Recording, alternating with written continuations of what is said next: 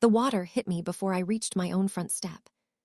1 second, Kendra Mercer was standing beneath the porch light with both hands wrapped around a glass pitcher.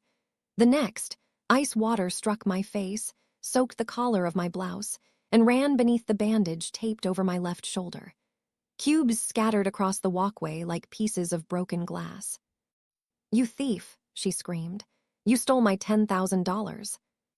Two neighbors stopped beside their mailboxes. A delivery driver froze at the curb.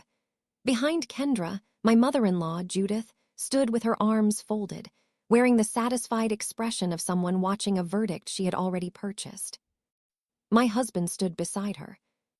Evan looked at the water dripping from my hair, then at the bruising rising above my sleeve.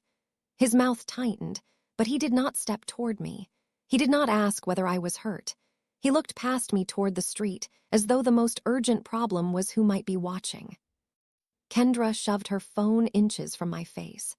On its screen was a banking notification with a red reversal mark beside a transfer for $10,000. "You thought you could take it back and pretend nothing happened," she said. "That was my savings." "It was never your savings." My voice came out steadier than I felt. The cold water had made every injury from the previous night flare at once, but the pain was almost useful. It kept me from wondering whether Evan might finally choose me. Judith descended one porch step. "Do not stand there lying after everything this family has done for you." That sentence would have been absurd to anyone who knew the numbers. For 3 years, money had moved in only one direction, from my account into theirs. But Judith was not speaking to someone who knew the numbers. She was speaking to the gathering witnesses. Kendra raised the empty pitcher again, as if she might strike me with it. I held her gaze. "Put it down." She laughed. "Or what? You'll steal something else." A siren sounded at the end of the block. Kendra's face brightened. She had called the police herself. She believed their arrival would turn her accusation into fact, my silence into guilt, and the water dripping from my clothes into proof that I deserved whatever came next. Evan finally moved. He stepped toward me, but only close enough to whisper, "Please don't make this worse." I looked at the man I had married and understood that he still believed I was the danger. He had watched the bruises being made, yet even now, with police approaching, his instinct was protecting the people behind him. The first patrol car stopped behind my sedan. Officer Lena Ortiz emerged from the passenger side, while her partner moved between Kendra and me. Kendra began talking before either officer reached the walkway. "She broke into my account," she said.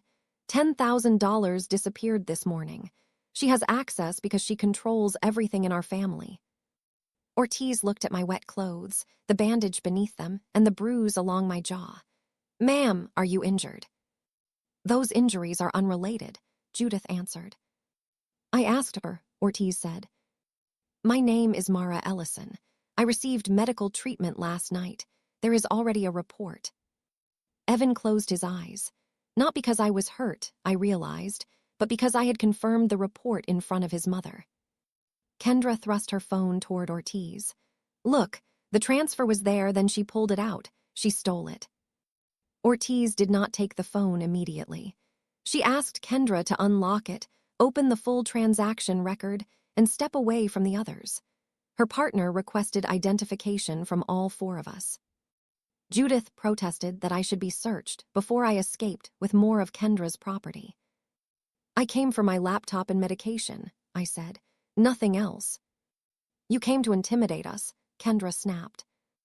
I glanced toward Naomi's car across the street. She had insisted on driving behind me and waiting while I collected what I needed. Her presence was the only reason I had returned without feeling alone. Ortiz examined Kendra's screen. "This shows a reversed incoming transfer. It does not show money being removed from an account you funded." "It was mine once it arrived." "That is different from saying she stole your savings." Kendra's confidence slipped for half a second. Judith stepped in immediately. "Mara gave her that money," Judith said. "Then she became vindictive and took it back because of a family disagreement." Evan nodded. "That's basically what happened." I stared at him. "Basically." He would not meet my eyes. Ortiz turned toward me. Did you authorize a payment to Ms. Mercer? No, I reported an unauthorized transfer before sunrise. The bank opened a fraud case. I retrieved my phone slowly and showed her the case number, the time of my call, and the alert identifying the destination account. I also showed her the photograph I had taken of the transaction before the entry changed from pending to disputed. Kendra folded her arms.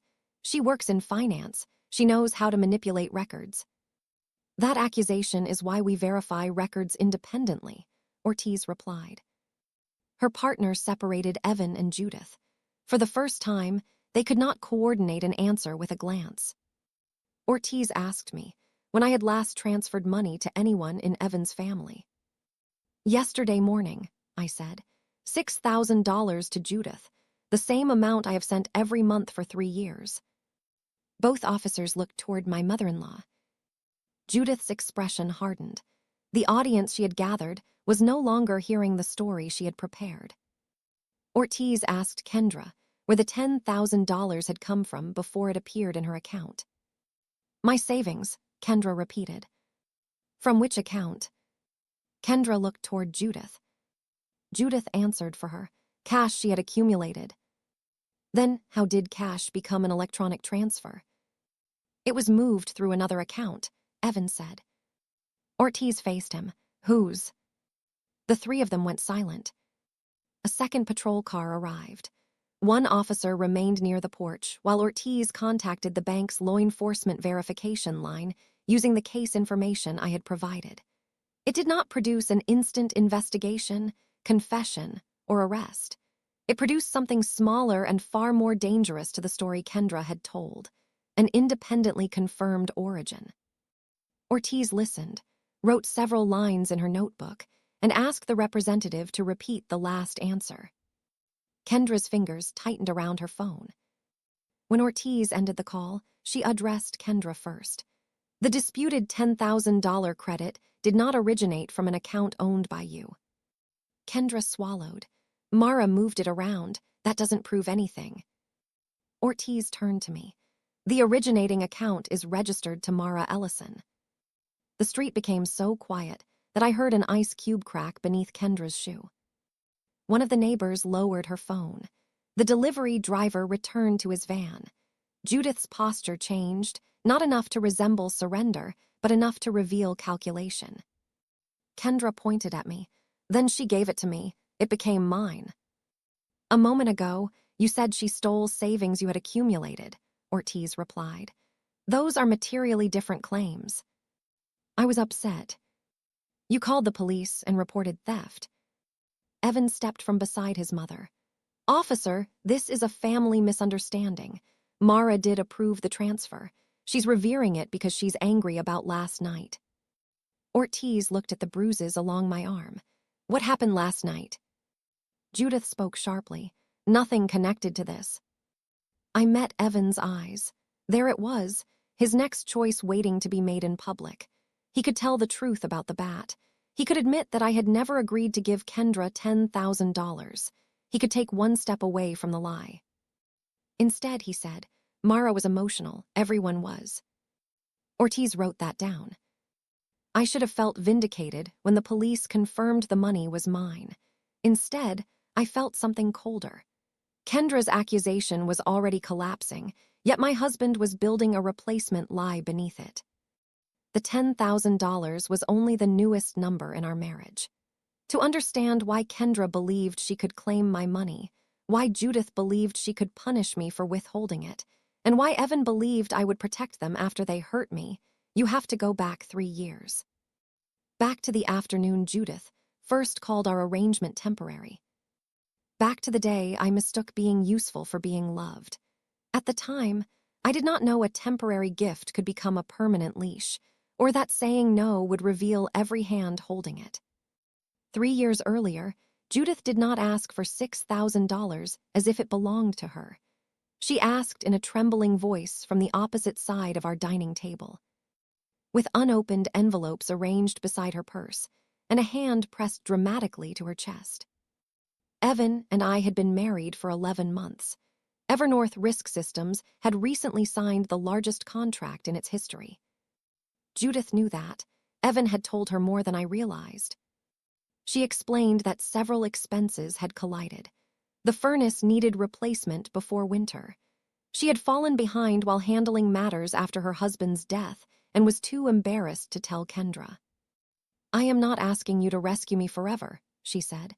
"I need 6 months to breathe." Evan reached across the table and covered her hand. "We'll figure it out." Wait.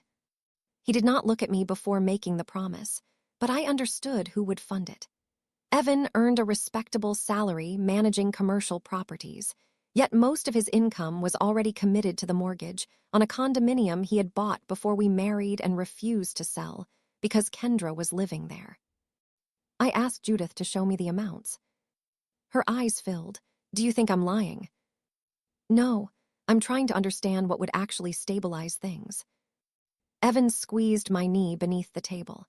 It was our private signal for later, which usually meant he wanted me to stop asking questions that made his family uncomfortable. Judith's envelopes contained enough real bills to support part of her story, although not enough to explain every number. I built a 6-month estimate anyway. The total averaged less than $6,000 per month. I proposed paying specific creditors directly. Judith's face tightened. At my age, I should not have to bring every receipt to my daughter-in-law. My own mother had treated affection like weather, warm when I was useful, freezing when I disagreed. I had entered the Mercer family wanting something sturdier. Judith remembered birthdays. She called after important meetings. She introduced me as the daughter she had gained. I wanted those gestures to be true without conditions. So I changed the proposal. $6,000 would move into Judith's account on the first business day of each month for 6 months. She would use it to stabilize the house and insurance. Evan would help her create a sustainable budget. At the end of the period, the transfers would stop. Judith stood, walked around the table, and hugged me. "You have no idea what this means," she whispered. Evan smiled at us with relief. That smile felt like proof that I had done something loving, not merely expensive. Later, while we loaded the dishwasher, I asked him why he had disclosed details about Evernorth's contract. "She's my mother," he said. "She was scared." "That doesn't make our finances hers." "They aren't hers. This is temporary." "You promise?" He dried his hands and pulled me against him. 6 months, then we are done." The first transfer left my personal reserve account the following morning. Judith called within 5 minutes. She cried. She thanked me. She said she finally understood why Evan loved me. At the time, the sentence warmed me. Years later, I would hear the condition hidden inside it. She loved me because the money had arrived. The transfer was scheduled manually rather than automatically because I wanted to review the arrangement each month. I considered that a safeguard. I did not understand that the real vulnerability was not the banking system. It was my need to keep hearing Judith call me her daughter. 6 months passed. Then Judith requested 1 more month because the furnace financing had changed. 1 month became 3. 3 became a year. Each extension arrived wrapped in a new emergency and delivered through Evan, who always described the request as the final bridge between his mother and independence. I kept paying because the company was thriving, because $6,000 no longer threatened my security, and because stopping felt crueler than continuing. That was how the temporary arrangement survived its deadline. No one renewed it. No one had to. My silence did the work. By the 2nd year, Judith stopped calling after the transfers arrived. Instead, she called if they were late. Once the first business day fell after a holiday weekend. At 8:14 on Tuesday morning, while I was presenting a liquidity model to Evernorth's board, my phone vibrated 7 times. Judith sent 4 messages. Evan sent 2. Kendra sent 1. Judith wrote, "Is there a problem with the family account?" Not her support, not the temporary arrangement, the family account. When I returned the call, she told me her mortgage payment might be delayed. "It is 8:30 in the morning," I said. The transfer is already processing. You normally send it before breakfast. I was working. She exhaled as if I had offered an excuse instead of a fact. I wish I did not have to chase you. That evening, Evan told me she had cried. I sent exactly what we agreed, I said. I know, it's the uncertainty that scares her. What uncertainty? I have paid every month for almost 2 years. Then why make an issue out of reassuring her? His question turned my reliability into evidence against my right to object. Because I had always paid, any hesitation appeared cruel. Because Judith expected the money, her expectation became a need. Because I could afford it, the cost was treated as emotional rather than financial, and emotional costs were the ones Evan expected me to absorb. Kendra developed the same logic. She was living without rent in Evan's condominium, but she described herself as unsupported whenever Mara's money did not solve a new problem. Judith used part of the monthly transfer to cover Kendra's car payment, health insurance, and credit card minimums. I learned those details accidentally during a family dinner when Kendra complained that Judith had sent her payment 2 days late. I set down my fork. Your mother pays your car loan. Kendra looked at Evan. Why are you interrogating me? I'm asking because I'm funding most of her monthly expenses. Judith's expression hardened. A gift does not give you the right to control how I use it. It was not presented as an unrestricted gift. It was supposed to stabilize your house. Evan reached for my hand beneath the table. This time, I moved mine. Kendra laughed. This is what you do. You use money to make everyone feel small. The accusation stayed with me because it touched a fear I already carried. I never wanted wealth to make me resemble the people who had withheld necessities to control my childhood. The Mercers discovered that fear before I did. Whenever I asked for accountability, they called it control. Whenever they demanded money, they called it family. I paid Judith on time. I ignored the condominium. I stopped asking when the arrangement would end. In exchange, family gatherings remained pleasant as long as no one mentioned the system holding them together. Judith praised me publicly. She told relatives that I had a financial mind and a generous heart.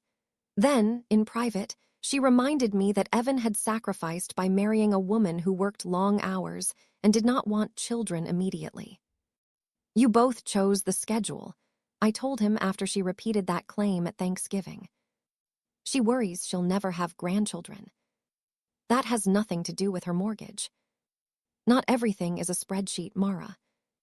It meant numbers were valid when they proved I could pay, but offensive when they showed how much I had already given. At the end of 36 months, I downloaded the transfer history. $216,000. The number did not include the condominium, dinners, travel, insurance, or emergencies Evan had asked me to cover separately. It was only the clean, repeating line from my reserve account to Judith. I stared at the total and felt less generous than erased. When I showed Evan, he barely looked. You know, Mom depends on that money. She was supposed to depend on it for 6 months. Things changed. No, the explanation changed. The transfer stayed. He kissed my forehead and promised we would review everything soon.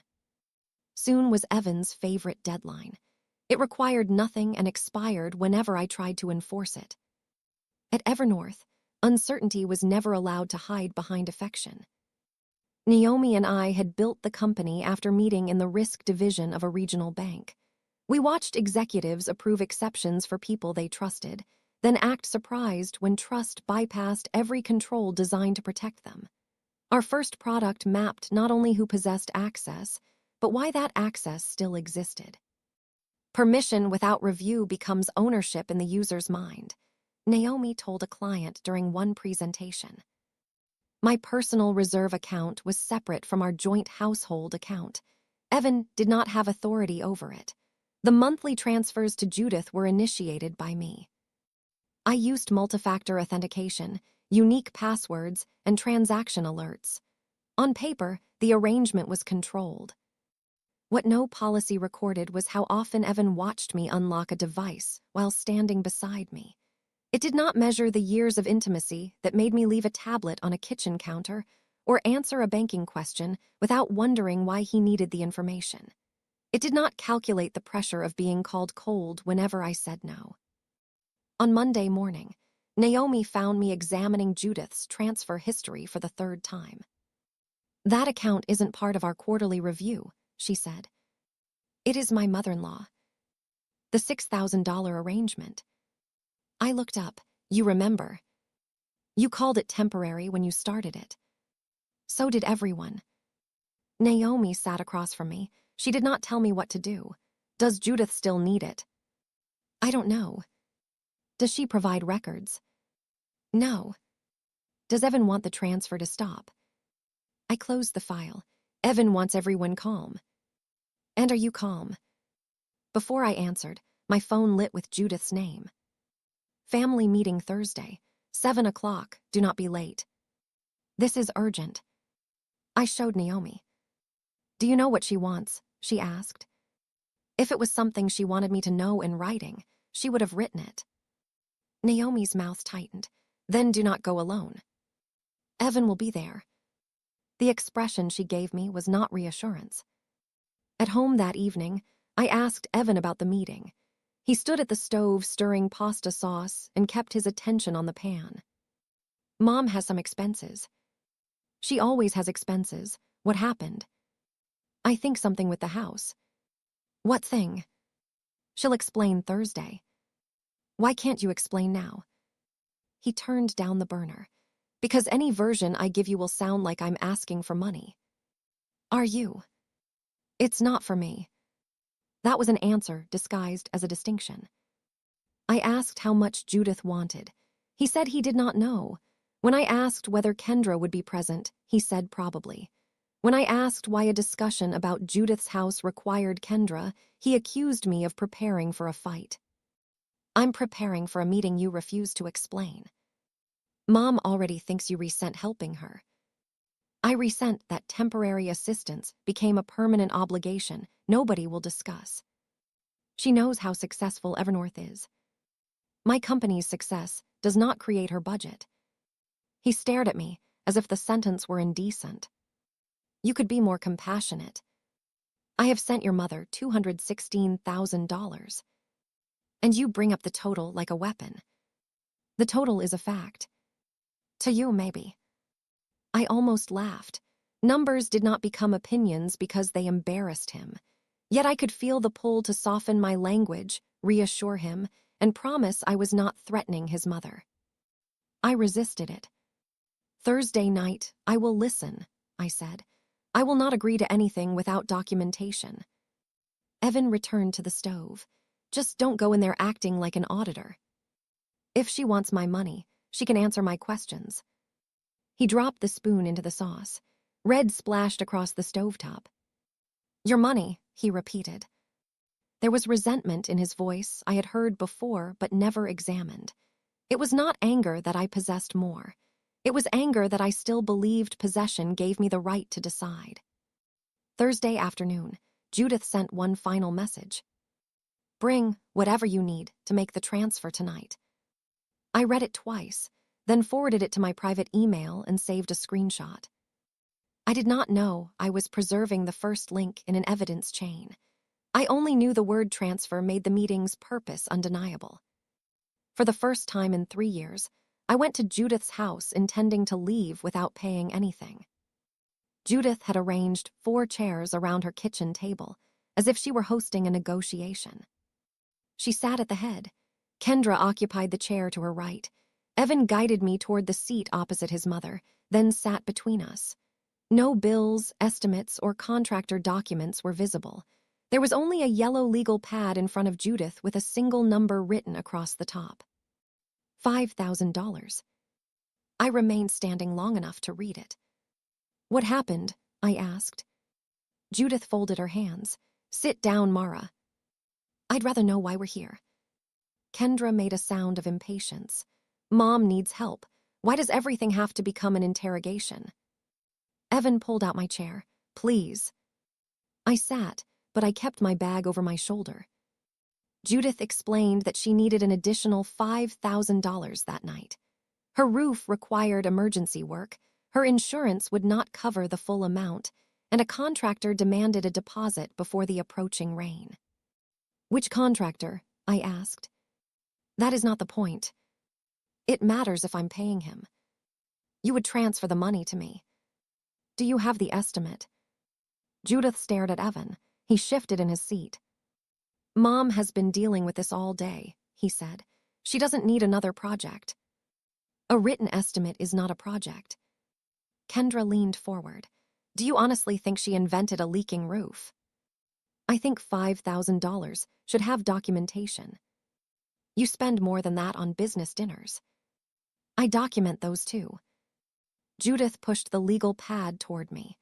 Beneath the amount, she had written the account details I already used for her monthly payments. "I have never asked you for anything unreasonable," she said. I looked at her. "I have given you $6,000 every month for 3 years. And I have been grateful. Then you know this is not about whether I can afford $5,000. It is about whether you are entitled to demand it without an explanation." The word entitled changed the room. Judith's voice lowered. "Everything I have done for my son made your life possible. My marriage is not an invoice. I raised the man who stands beside you." Kendra smiled, as if Judith had scored a point. Evan rubbed his forehead. "Nobody said your marriage was an invoice. We're asking you to help during an emergency." "Then show me the emergency." Judith stood and walked to the window over the sink. Outside, the sky was clear. "You come into this family with your contracts and passwords," she said. "You make generosity feel like a corporate approval process." I offered to pay the contractor directly.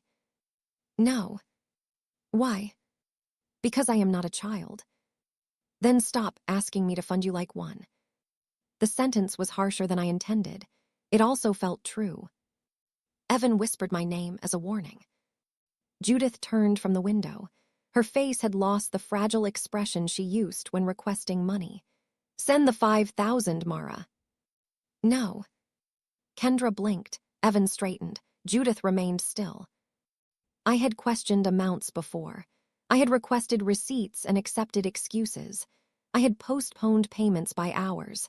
But I had never answered a direct Mercer demand with a complete refusal. Judith returned to her chair. "Perhaps you misunderstood. This is needed tonight." "I understand. My answer is no." Evan reached beneath the table for my hand. I moved it into my lap. He spoke quietly. "Can we discuss this in the other room?" "No. If the request is a family matter, my answer can be heard by the family." Kendra laughed without humor. "You enjoy this."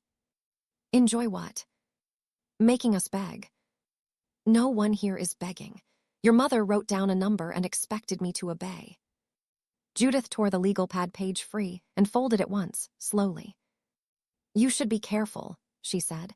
"A person can become too proud of being needed." I held her gaze. "That is exactly why this arrangement is ending." Nobody moved initially. I heard the refrigerator click off and understood how much space their expectations occupied.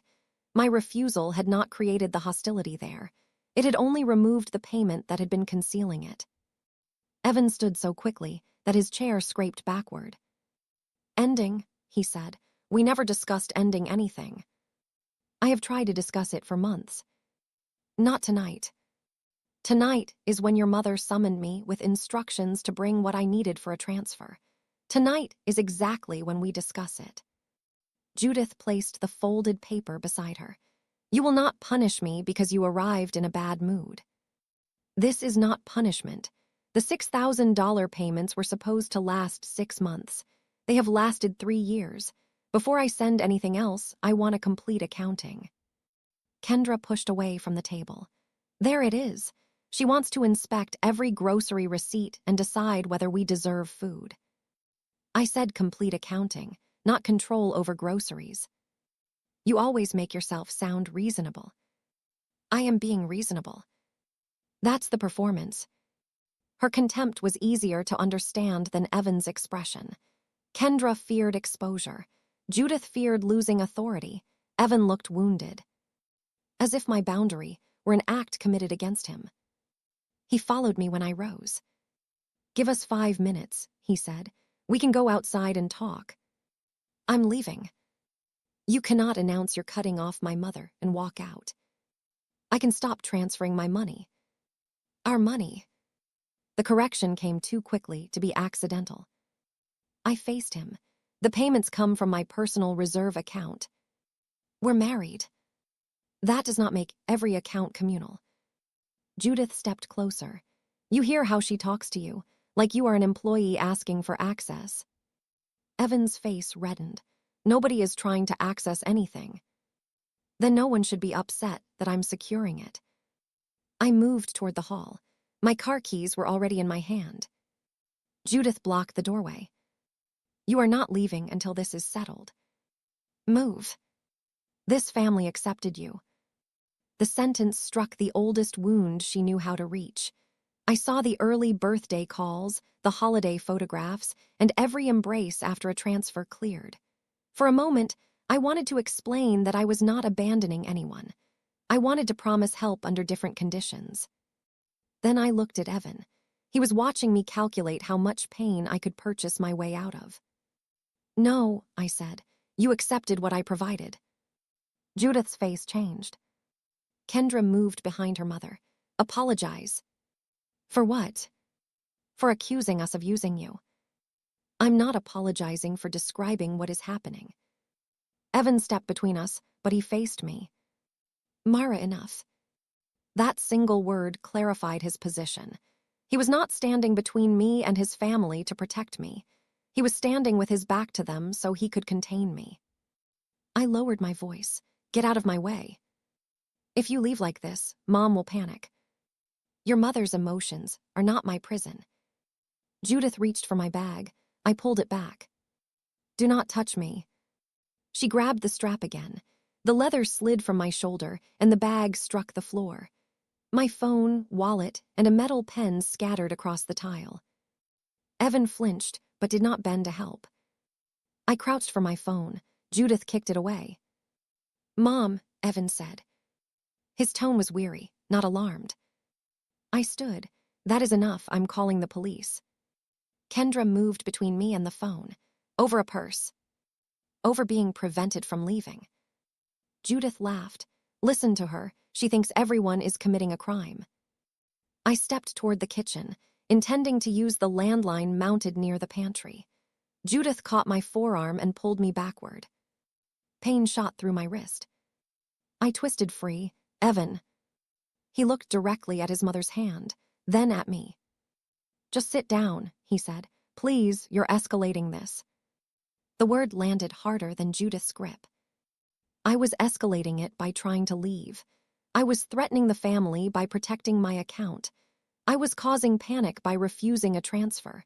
Every choice they made had been placed on my side of the ledger. Judith released me and walked through the laundry room toward the rear entrance. For one foolish second, I thought she had decided to let me go. Then I remembered the baseball bat she kept beside that door. Judith had said the bat made her feel safe when she was home alone. As she returned carrying it across her palms, I understood that safety had never meant the absence of danger to her. It meant possessing power to decide who should be afraid. The bat was aluminum, painted blue, with black tape around the handle. Judith carried it low. That frightened me more than if she had raised it over her head. Kendra backed toward the counter.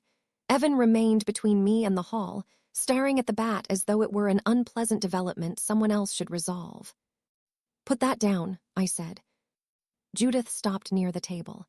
"You walk into my house, threaten my security, and expect to leave without consequences."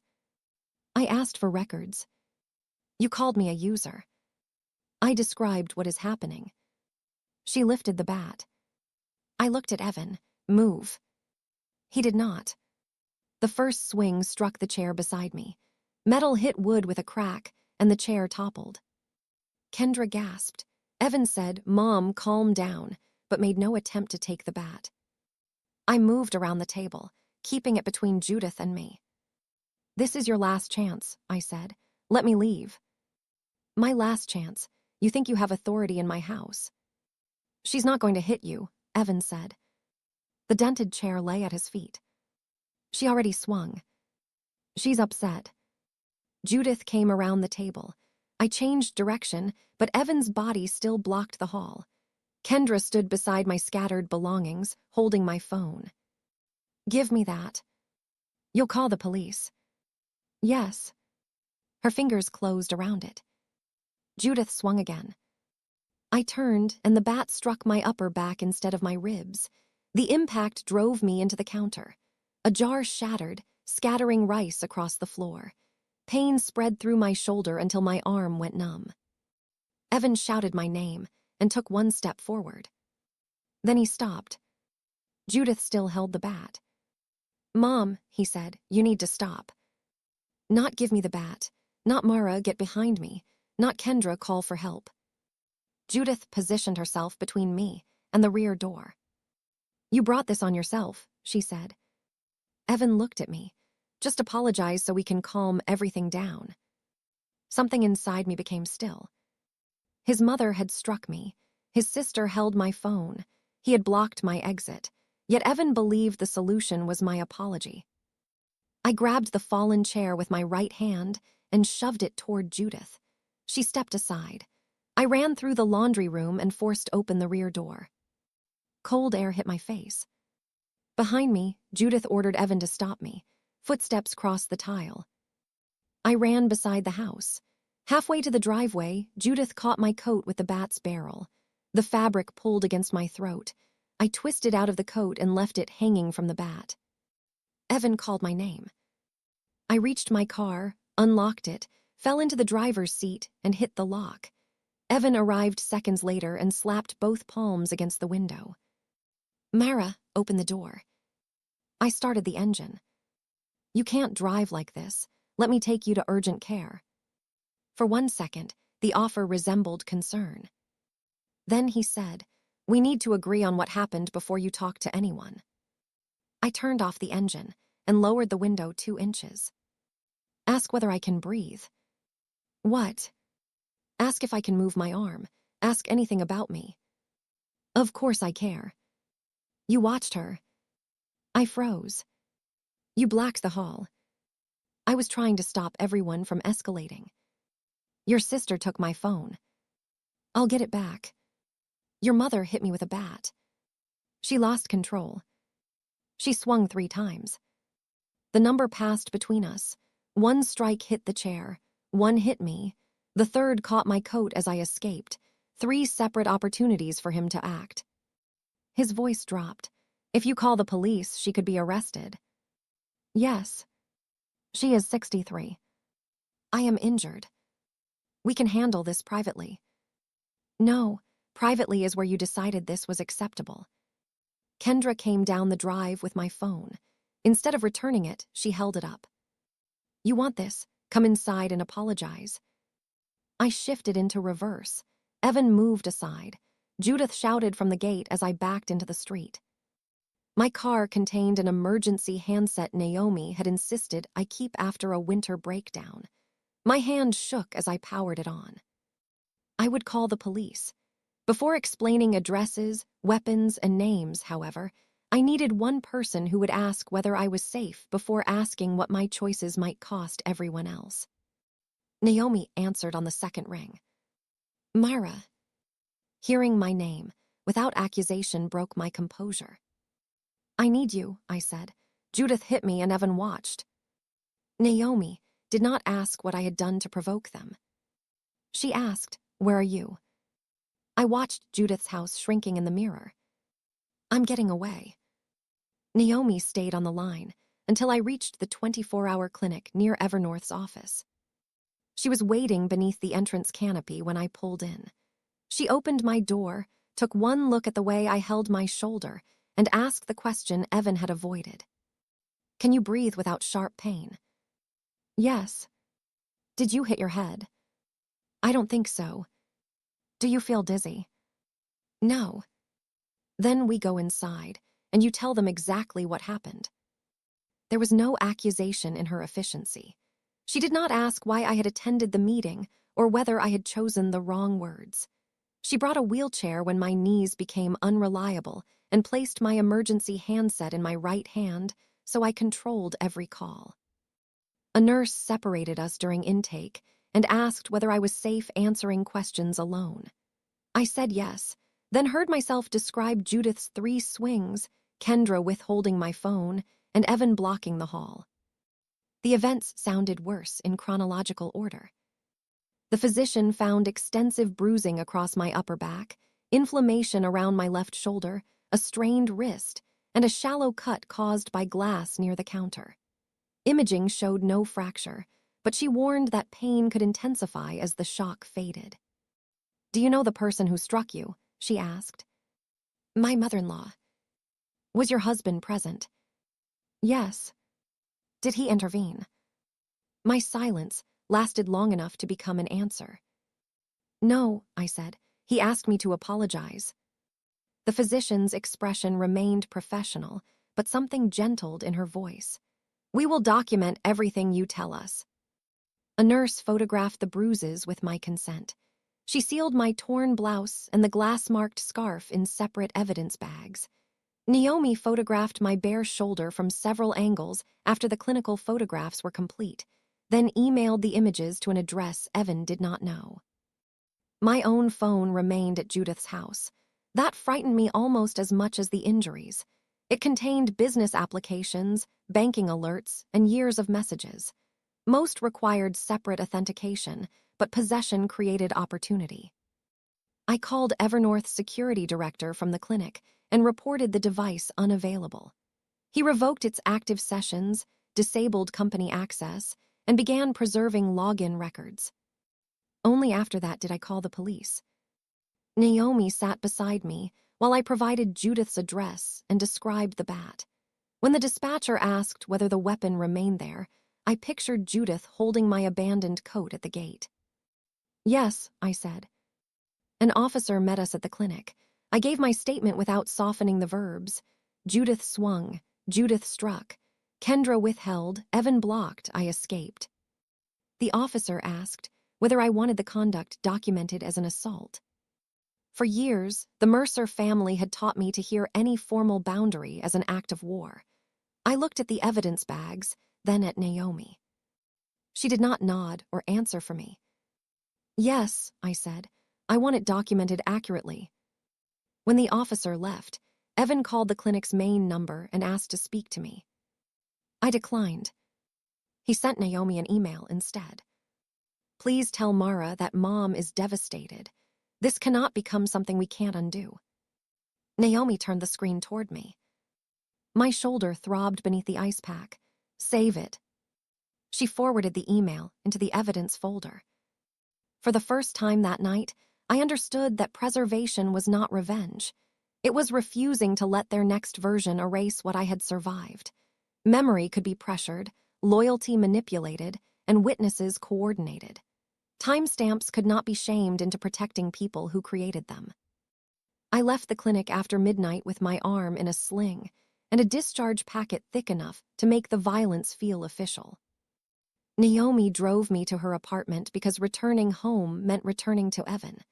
She gave me the guest room key, placed clean towels outside the bathroom, and asked whether I wanted company or privacy.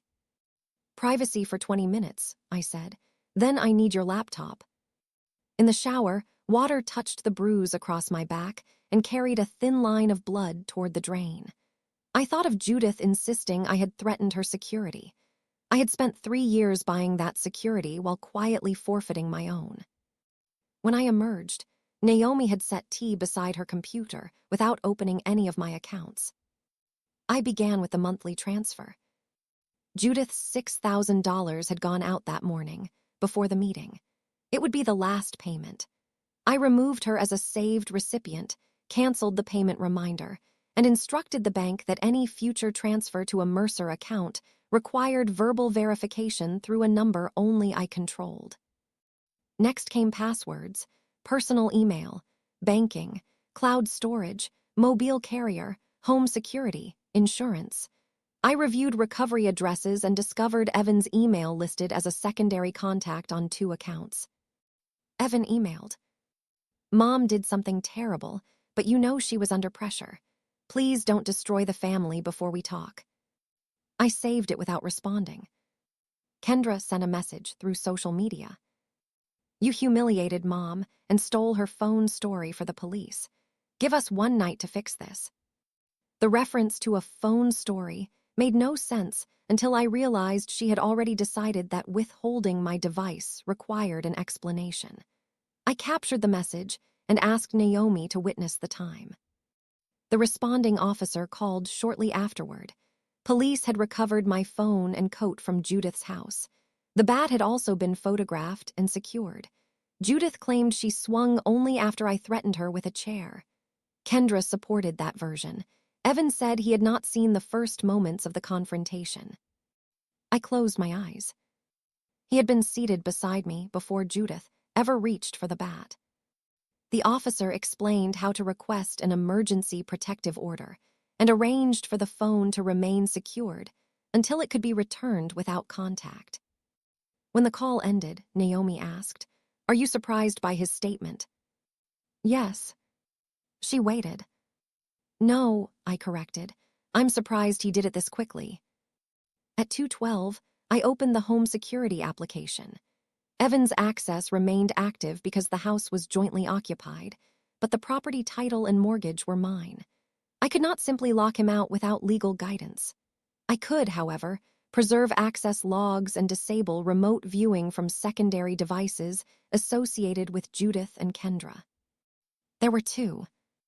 I had never knowingly authorized either one. I exported the records before removing them. By 3, exhaustion made the screen blur. Naomi closed the laptop halfway. "You have enough preserved for tonight. What if they do something before morning? Then the alerts will record it. You need to be able to think tomorrow." I looked silently at the guest room key beside my tea. "Will you wake me if Evan comes here?" "He doesn't have the address." "Judith does." "Then I'll wake you and we'll call the police. You are not handling them alone." The word we felt different when Naomi used it. It did not mean she had volunteered my money, safety, or forgiveness. It meant I would not face the consequences of saying no by myself. I slept for 53 minutes. At 4:16, the emergency handset vibrated against the nightstand. My bank had sent an alert to the new number I had registered. Transfer COMPLTD, $10,000. I had canceled Judith's future access as a recipient. I had changed passwords. No transfer should have existed. Then I opened the account. $10,000 had left my personal reserve account at 2:13 that morning.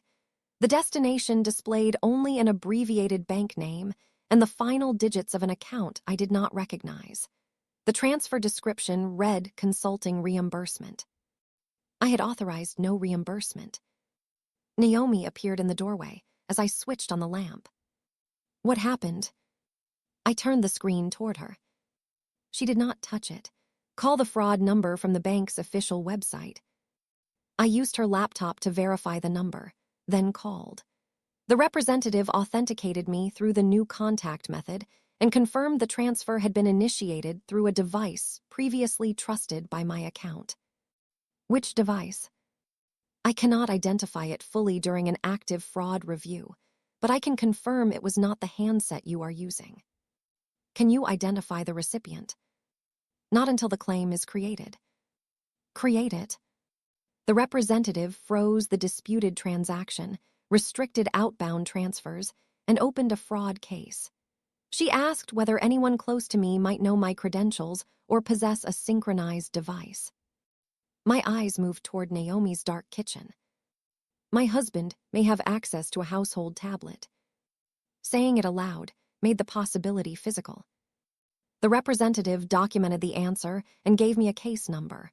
While we spoke, the transfer status changed from completed to disputed. I photographed each screen and exported the account activity. At 4:49, the bank confirmed the recipient. "Kendra Mercer." "Did you promise her anything?" "No." "Did you ever discuss $10,000? "No." Judith demanded 5. The difference disturbed me. Someone had not merely taken the amount Judith requested. Someone had doubled it. I scrolled backward through recent alerts. At 2:12, 1 minute before the transfer, the bank had sent a verification request to a device I had once paired with our home tablet. The alert had not reached my emergency handset because the contact change occurred later. Evan knew where the tablet was kept. He knew its passcode because we had used it for streaming, travel reservations, and household documents. He also knew I usually approved Judith's transfers from home. I forwarded the case details to the officer handling the assault report and explained that the destination belonged to Kendra. Then, I contacted Evernorth's security director again. He confirmed there was no access to company banking or client systems, but began preserving device and network records connected with my credentials. Shortly after 5, Evan emailed, "You made Mom believe she'll lose her house. Please call before this goes any further." He did not mention the $10,000. At 6:10, the bank notified Kendra that the credit had been frozen. At 6:19, she called the police and accused me of stealing money from her account. I learned that later from the dispatch record. At 7, the officer arranged to return my phone near my house while I collected medication, my work laptop, and several days of clothing. Naomi insisted on following in her car. "Do not enter if they're there," she said. "I won't." "Do not let Evan pull you aside." "I won't." "Do you believe yourself?" I looked at my bandaged shoulder. "I'm learning to." When we turned onto my street, Kendra was waiting on the porch with a glass pitcher. By then, the transfer was already frozen, the fraud report already time-stamped, and the original account already identifiable. Kendra did not know any of that. She believed the loudest accusation would become the first truth the police heard. Then she saw me approaching and lifted the pitcher. When Officer Ortiz announced that the $10,000 originated from my account, Kendra's empty pitcher slipped from her hand. It struck the grass without breaking. Judith recovered first. Mara sent the money voluntarily. She cannot turn a gift into theft because we argued. Evan nodded. That is what I was trying to explain. Ortiz looked from him to Kendra. Ms. Mercer reported that money accumulated from her savings was removed. Now you are calling it a gift. I need each person to stop answering for the others. Her partner led Judith toward the second patrol car. Another officer moved Evan to the driveway. Kendra remained near the porch, arms crossed over her wet sleeves. Ortiz asked me to stand beside Naomi's vehicle while she returned my phone. It had been powered off, sealed in an evidence bag, and documented during recovery from Judith's house. "Has anyone used it since it was taken?" I asked. "We are preserving it as part of the assault report. Do not alter it until the assigned investigator advises you." I nodded. Across the yard, Kendra's voice rose. "Why am I being treated like a criminal? She is the one who went into my account." Ortiz returned to her. "How did Ms. Ellison access it?" "She knows computers." "That is not a method." "She controls our family finances." "Whose name is on the account from which the money originated?" Kendra looked toward Evan, forgetting that he had been moved beyond speaking distance. The officers requested the full transaction record from her banking application. The $10,000 credit appeared at 2:13. The restriction appeared several hours later, following my fraud report. There was no earlier balance remotely close to $10,000. "Where are the savings you described?" Ortiz asked. Kendra's eyes filled with angry tears. "I meant it was supposed to be mine." "Supposed to be, or already yours. What difference does that make if she promised it?" "Who heard the promise?" "My brother." Ortiz recorded that answer. When she questioned Evan separately, he said I had verbally approved a $10,000 payment during the family meeting.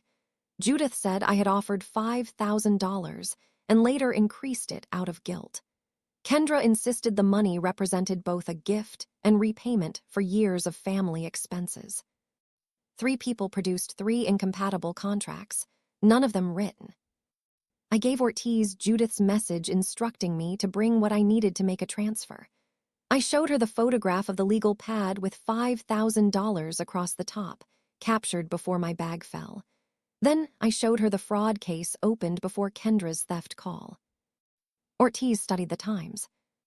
Did you give your husband permission to access your reserve account? No. Does he know the password? He should not. Could he access a trusted device? Our household tablet. Evan watched us from the driveway. I could not hear him, but I saw his jaw tighten when Ortiz wrote the word tablet. The officer handling the assault report arrived carrying copies of my statement and clinic documentation. He compared the bruising visible beneath my damp blouse with the photographs taken hours earlier. Judith saw the papers and began shouting that I had attacked her with a chair. Kendra changed her account again. Mom was defending herself. Evan said nothing. For years, his silence had protected them because I filled it with charitable explanations. On that lawn, surrounded by separate notebooks and timestamps, silence stopped being empty.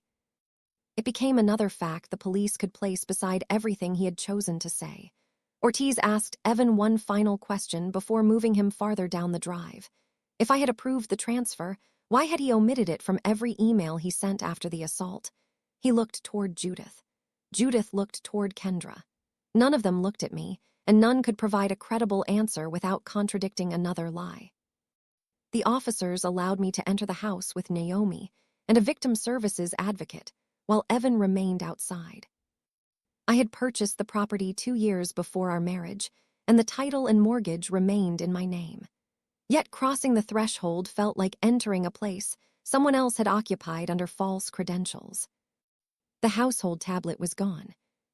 Its charging cable lay beside the kitchen outlet, looped the way I always left it. The device itself was missing. I told Ortiz. Evan claimed he had not seen it since the previous weekend. Judith said she did not know what tablet we meant. Kendra said Mara probably hid it to create evidence. The house answered more honestly. Home security logs showed the front door opening at 1:58 that morning using Evan's code. The interior hallway sensor activated 2 minutes later. At 2:11, the home network registered the tablet. At 2:13, my bank recorded the $10,000 transfer.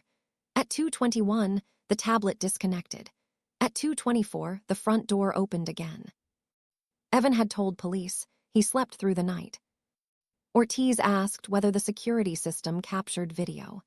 It did not record interior rooms, but the exterior camera showed Evan leaving at 2:24 with a rectangular object beneath his jacket.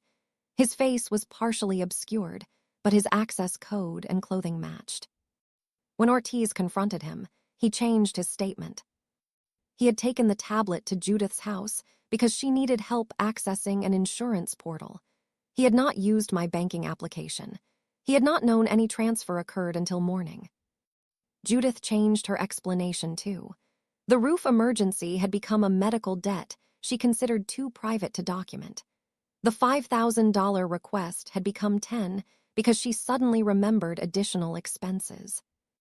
Kendra abandoned the savings story and insisted I had promised to reimburse her for helping Judith. What help? Ortiz asked. Emotional support. Worth $10,000. That is between Mara and me. No, I said from the doorway. It never was. Inside the bedroom, I collected medication, clothing, identity documents, and my work laptop. Evan had placed our wedding photograph face down on the dresser. Beside it lay a handwritten list of account names. My reserve bank appeared first. I did not touch the paper until Ortiz photographed it. The list contained no passwords, but several entries had check marks beside them. Home security, cloud storage, mobile carrier, personal email. The reserve account had a circle around it. Evan claimed the list was mine. The handwriting was his. Naomi recognized it from years of holiday cards, but Ortiz did not rely on recognition. She collected the page for comparison. In the kitchen, the advocate asked where I intended to stay and whether Evan possessed weapons or access to my vehicle. I answered each question. She helped me complete an emergency protective order request based on the assault, blocked exit, withheld phone, and continued attempts to access my property. Evan overheard the word order through the open window. "Mara," he called, "you're acting like I hit you." I stepped onto the porch with Ortiz between us. "You helped prevent me from leaving. I was trying to calm you down. You lied about what you saw. I was protecting my mother while she was in shock. You removed the tablet. For insurance. At 2 in the morning. You've already decided what happened." "No, I reported what happened. The records are deciding what it means." Judith shouted from the patrol car that I had poisoned him against his family. Kendra demanded reimbursement for the wet blouse she claimed I had ruined when the pitcher splashed back. Ortiz instructed all three not to contact me while the emergency request was reviewed. Evan asked whether he could remain in the house. The advocate looked at me, but the decision was governed by the temporary safety process, not revenge. Evan arranged to stay elsewhere while officers supervised his collection of essentials. Before leaving, he approached as closely as Ortiz permitted. "This can still be fixed," he said. I looked through the doorway at the missing tablet's cable and the account list sealed in plastic. "Not by another version of the truth," I said.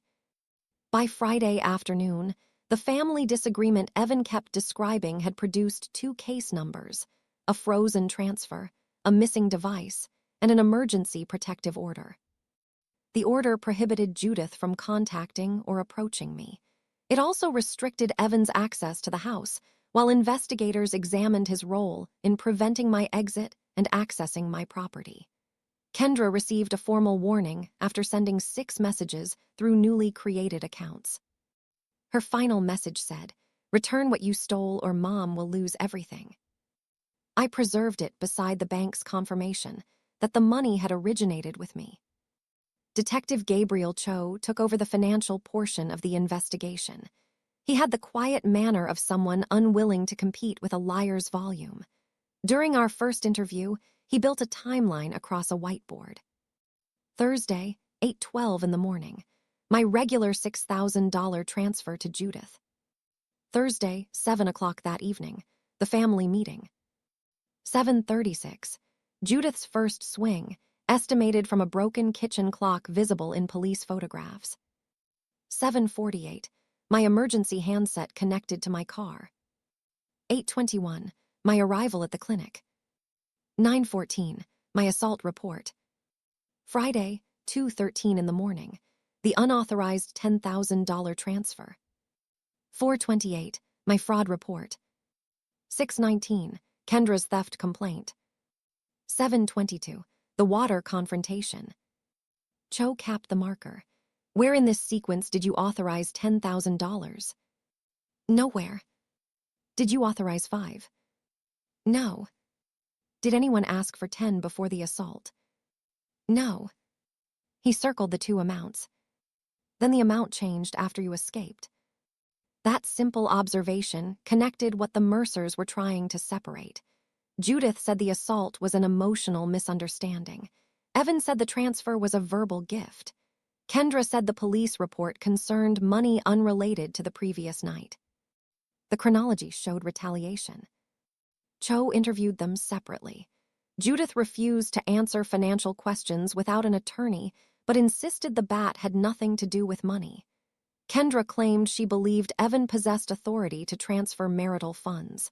Evan admitted accessing the tablet, but maintained I had verbally consented. Then Cho showed him my message to Naomi from the afternoon before the meeting.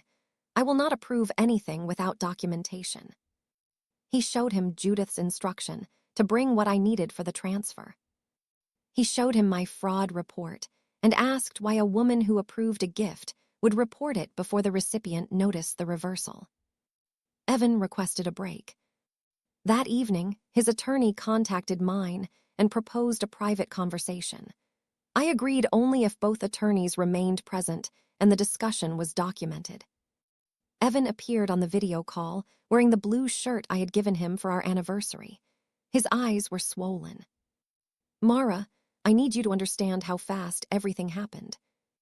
The transfer occurred more than 6 hours after I left. Mom was terrified you would cut her off. That does not explain access to my account. I thought you would calm down. You thought my no would expire. He looked away. I was going to replace the money. From where? He had no answer. He asked me to withdraw the assault complaint because Judith's age and health would make criminal proceedings devastating. He asked me to characterize Kendra's accusation as confusion. He asked me to tell the bank that he had standing permission to use the tablet. Each request required me to assume responsibility for a choice he had made. What are you offering me? I asked. Saving our family. No, you are offering me the job I already had. His attorney advised him to stop speaking. Before the call ended, Evan leaned toward the camera. If Mom loses the house, that will be on you.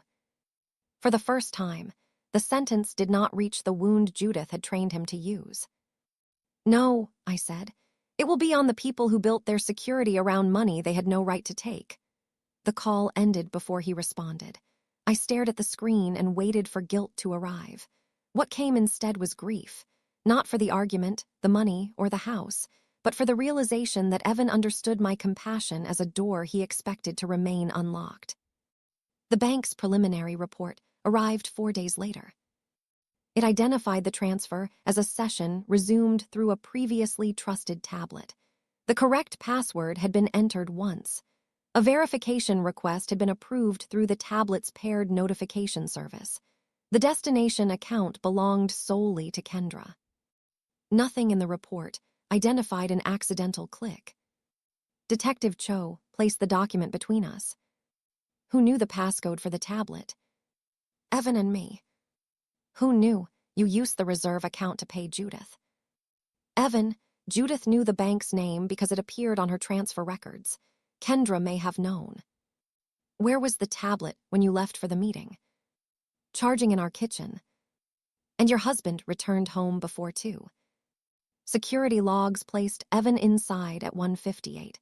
Exterior video showed him leaving 26 minutes later with the device. Traffic cameras recorded his car near Judith Street at 2:31. Evan's attorney argued that location proved only that he delivered a tablet to his mother. The bank records supplied the rest. The device established a session at 2:11. My reserve account opened at 2:12. The transfer form opened 30 seconds later. Kendra's routing and account numbers were pasted rather than typed. The verification request was approved within 9 seconds. The transfer completed at 2:13. Someone had prepared her account information in advance. Cho obtained preservation orders for relevant messages and cloud backups. He also requested Kendra's recent account activity. Her balance before the transfer was $486.13. She had no savings account at that institution and no history supporting her original claim. The $10,000 entered, remained pending, and froze before she could withdraw it. Her accusation that I took it back described the bank restricting proceeds from my reported loss. What did she believe would happen? Naomi asked after I explained the report. She believed arrival created ownership. Like Judith, believed repetition created entitlement. The pattern was painfully consistent. Cho warned that proving access was not identical to proving who touched the screen. Evan could claim Judith or Kendra used the tablet after he delivered it. Judith could claim Evan acted independently. Kendra could claim she received a surprise transfer. We need communications or admissions, he said. What if they deleted everything? Deletion is not disappearance. It is sometimes an additional fact. The home network logs supplied another one. Before leaving with the tablet, Evan had accessed my desk computer. The attempt failed because Evernorth Security had revoked its sessions. 3 minutes later, he opened our wireless printer application and printed 1 page. Police found no page in the house. They did find a partial impression on the sheet beneath it in the printer tray. A forensic image revealed fragments of Kendra's bank routing number and the words consulting reimbursement. That description had not originated spontaneously during the transfer. It had been prepared.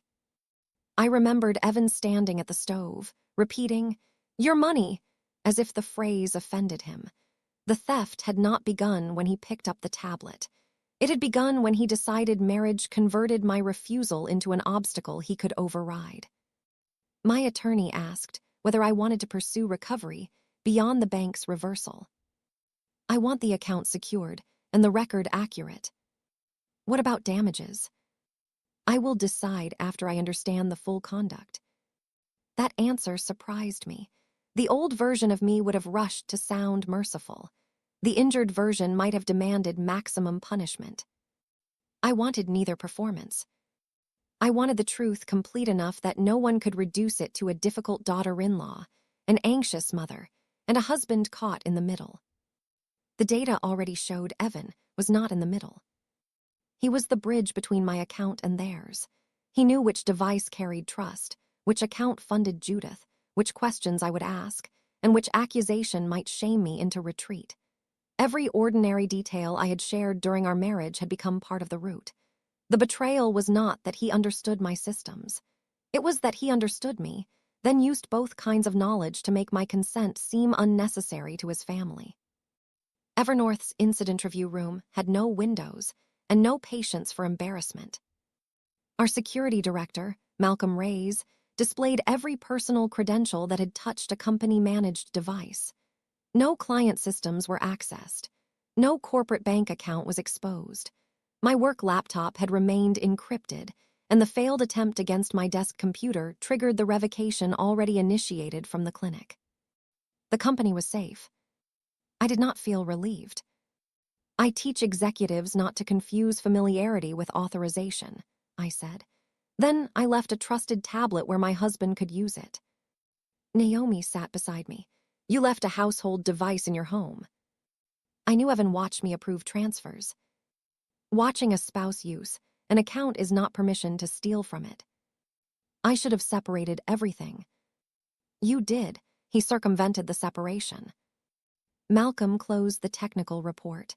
"Security controls reduce opportunity. They do not make betrayal impossible. Someone with physical access, contextual knowledge, and time can create risk. You reported promptly, which contained it." Promptly did not erase my shame. Evernorth's clients trusted me to identify weaknesses. I imagined the board learning that my own husband had used a shared tablet to access my money after his mother assaulted me. Naomi understood before I said it. "You think this makes you unfit to lead?" "It makes me look compromised. It makes you a person who encountered a breach and responded correctly." That sounds like language we use for clients. Because it is true for people too. We disclosed the incident to the board's audit chair under our personal security policy. I gave her the facts without minimizing or dramatizing them. She asked whether corporate systems were affected, whether law enforcement was involved, and whether any access remained unresolved. When I answered no, yes, and no, she said, "Then preserve the record and take the time you need." No one called me foolish. No one suggested the assault resulted from my communication style. No one asked me to protect Evan from the consequences of his decisions. The contrast was almost painful. After the meeting, Malcolm helped create a personal device map. We replaced recovery keys, separated cloud services, changed carrier protections, and marked every household device for inspection. The missing tablet's identifier was provided to Cho. The review found something else. 3 weeks earlier, someone had attempted to add Evan as an authorized contact on my reserve account. The request failed because it lacked my digital signature. A confirmation email had entered my inbox, been marked read, and moved to trash. I had never seen it. Access logs showed the message opened from our home network, while I was presenting at an industry conference in another state. The transfer was no longer a single desperate decision after Judith's assault.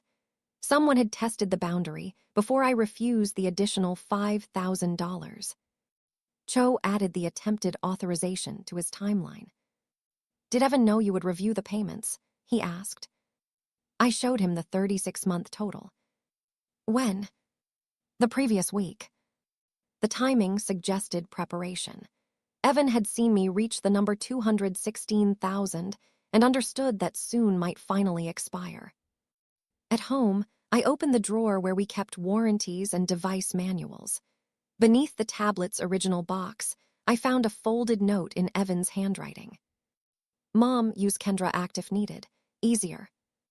There was no date and no amount. It could not prove the transaction alone, but it connected the same 3 people before the transfer. I photographed it in place and called Cho. Then I sat on the kitchen floor between the open drawer and the cable Evan had left behind. I had spent days fearing I had failed to notice one terrible impulse. The evidence showed something worse. The people I loved had been preparing for my no before I found the courage to say it. That realization changed the shape of my grief. The marriage had not broken during one violent evening. It had been reorganized around the assumption that my boundaries were temporary problems. Every safeguard they tested carried the same message. If Mara refuses, find another route.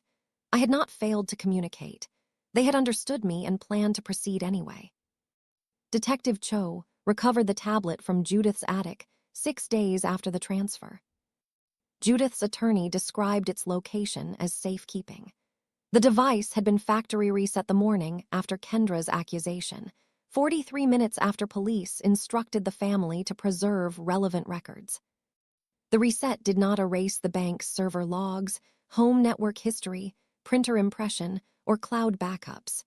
It added a question nobody could answer innocently. Cho interviewed Evan again. This time, Evan admitted completing the transfer. He claimed Judith had asked him to deliver money I already promised. He said he used the tablet because my injury and anger made me unable to act rationally. Did Mara tell you she was unable to manage her finances? Cho asked. No. Did a physician? No. Did she authorize you in writing? We're married. That was not my question. Evan said I had approved $5,000 during the meeting, then increased it to 10 while leaving. Cho asked how I supposedly communicated the increase while Judith held a bat.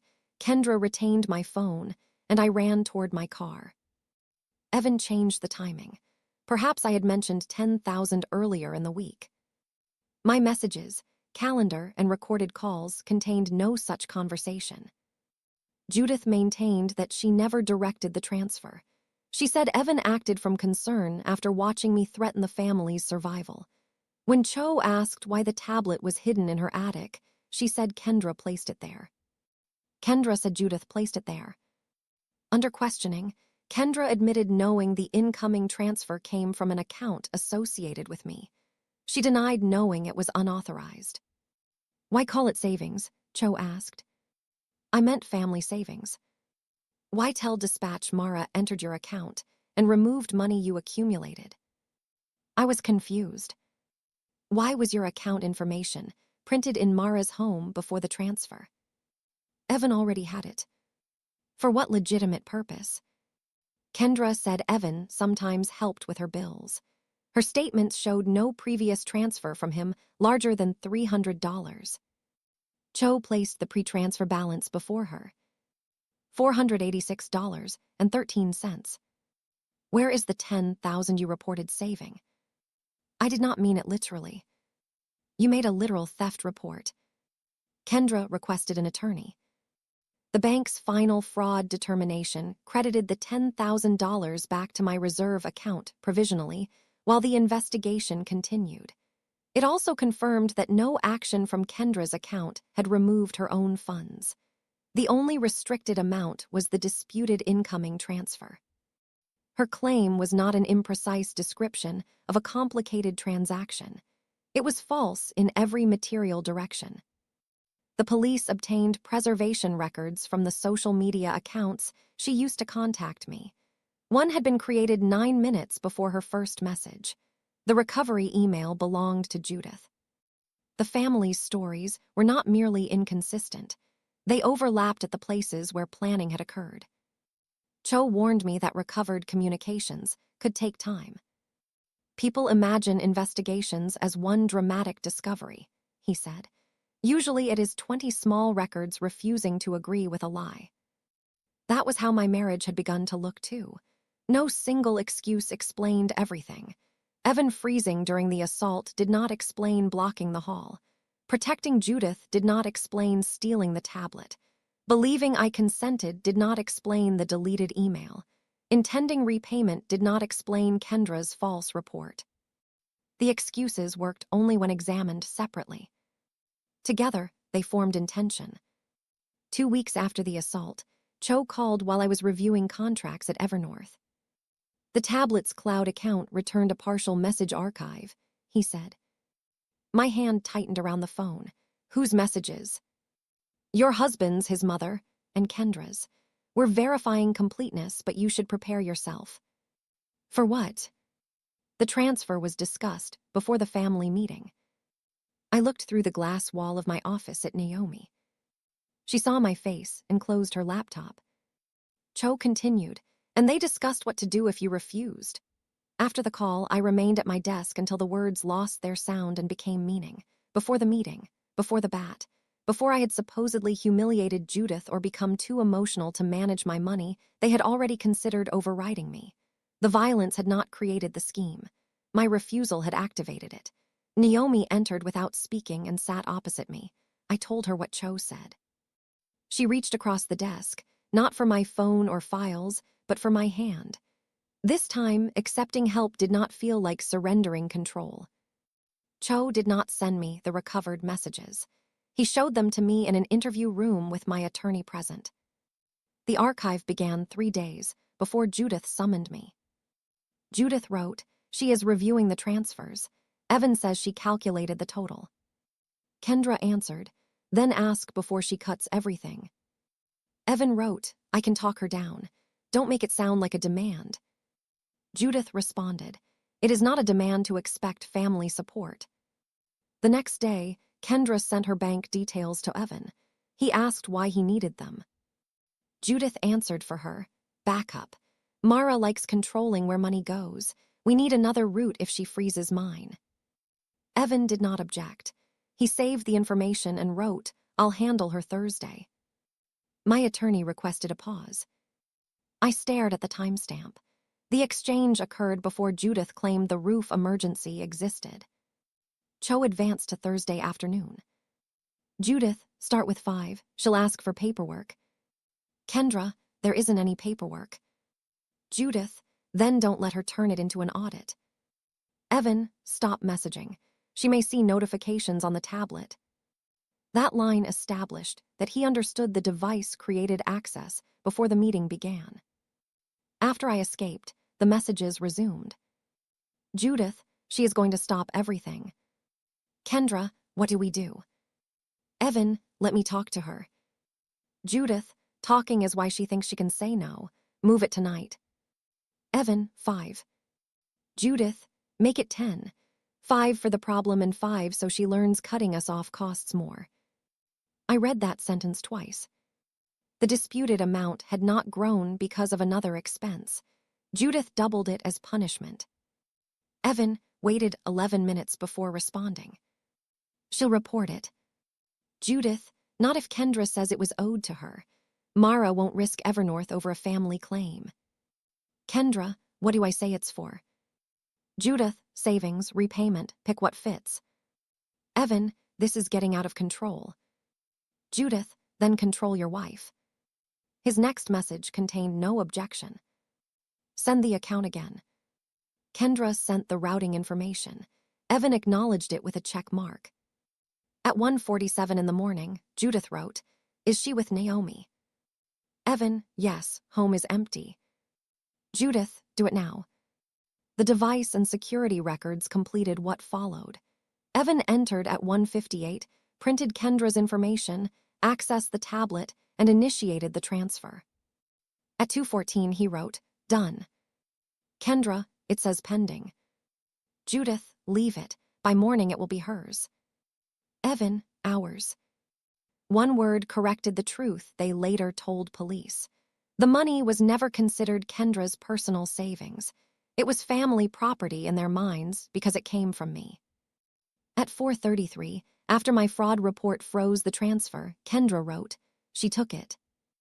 Judith, call police before she does. Say she entered your account. Evan, don't. Judith, too late to be weak now. Kendra, what if they trace it? Judith, Evan will say Mara approved. We all say the same thing." They had not all said the same thing. Pressure separated their versions before the police finished asking questions. I reached the message sent at 6:22, 3 minutes after Kendra's theft call. "Kendra, they're coming. I'll make her admit it. Judith, humiliate her first. She only stays calm when she thinks people respect her." The glass pitcher had not been spontaneous anger. It had been a tactic. Cho stopped the archive. There are additional messages about hiding and resetting the tablet. I looked at my attorney. "Is this enough?" "For the truth?" she asked. I nodded. "Yes," she said. "It is enough to establish that they understood your refusal and proceeded anyway." The relief I expected did not come. Proof ended uncertainty. It did not make the truth less painful. Evan had not been swept into his mother's panic. He had warned them I might report the transfer, recognized the plan was wrong, and continued after receiving the command. That was the detail I could not soften. He saw the boundary, saw danger, and chose people crossing it.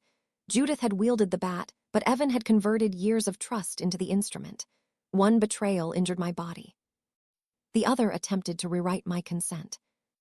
Evan requested another documented meeting after his attorney reviewed the messages. This time, he wore no anniversary shirt and offered no claim that I had approved the transfer. He sat in a conference room beside his lawyer, hands clasped so tightly his knuckles were white. "I did it," he said. "I moved the money." My attorney had prepared questions, but I asked the first one. "Why?" "Mom said she would lose the house. You knew she had received $6,000 that morning. She said it wasn't enough. You knew I asked for documentation. She said you were using that to cut her off. I told you I was reviewing the arrangement. To her, that meant the same thing. Did it mean the same thing to you?" He looked down. No. The admission stripped away the last protective layer. Evan knew the difference between a review and punishment. He helped Judith erase it because her version made his choice easier. He said the transfer was supposed to frighten me, not permanently deprive me. Once I saw money could still reach his family, he believed I would resume the monthly payments. And Kendra's accusation. "I told her not to call." "After you sent her the money?" "Yes. After you agreed to say I approved it." He closed his eyes. "Yes. After you left me injured at Naomi." "I didn't leave you. You drove away." My attorney shifted, but I raised one hand. There it was again. Even during confession, Evan searched for a sentence that placed one fragment of responsibility back onto me. "You watched your mother hit me." I froze. "You blacked the hall." "I was between everyone." "You told me to apologize." "I needed the situation to stop." "You asked me to hide the assault." "I was scared." "You used my tablet." "I thought I could repair it before you knew." "You supported the gift story." I panicked. Each explanation named an emotion. None changed the action. "What would you have done if the transfer cleared?" I asked. He swallowed. "Talk to you." "Before or after Kendra moved the money?" No answer. "What did Mara won't risk Evernorth mean?" "Mom believed you would keep it private." "Did you?" His silence returned. I understood it differently now. Silence was not absence. It was the place where Evan stored answers he knew would condemn him. Finally, he said, "I thought you loved me more than you hated losing $10,000. The cruelty of the sentence was almost elegant. He had reduced my bodily safety, consent, reputation, and years of support to a contest between love and money. "I did love you more than $10,000, I said. "That is why you believed $10,000 was safe to take." His face collapsed. He began crying, quietly at first. He said Judith had controlled him since childhood. She withdrew affection when he resisted and praised him when he protected her. He said marrying me had given him peace, but never taught him how to confront his mother. I believed the history. I did not accept it as absolution. Your mother influenced your choices, I said. She did not make them for you. I can change. You had 3 swings to change. He covered his face. I felt grief, but not uncertainty. Compassion no longer required access. Before leaving, I asked one final question. When Kendra threw the water and called me a thief, why did you stand beside her? His answer came through his hands.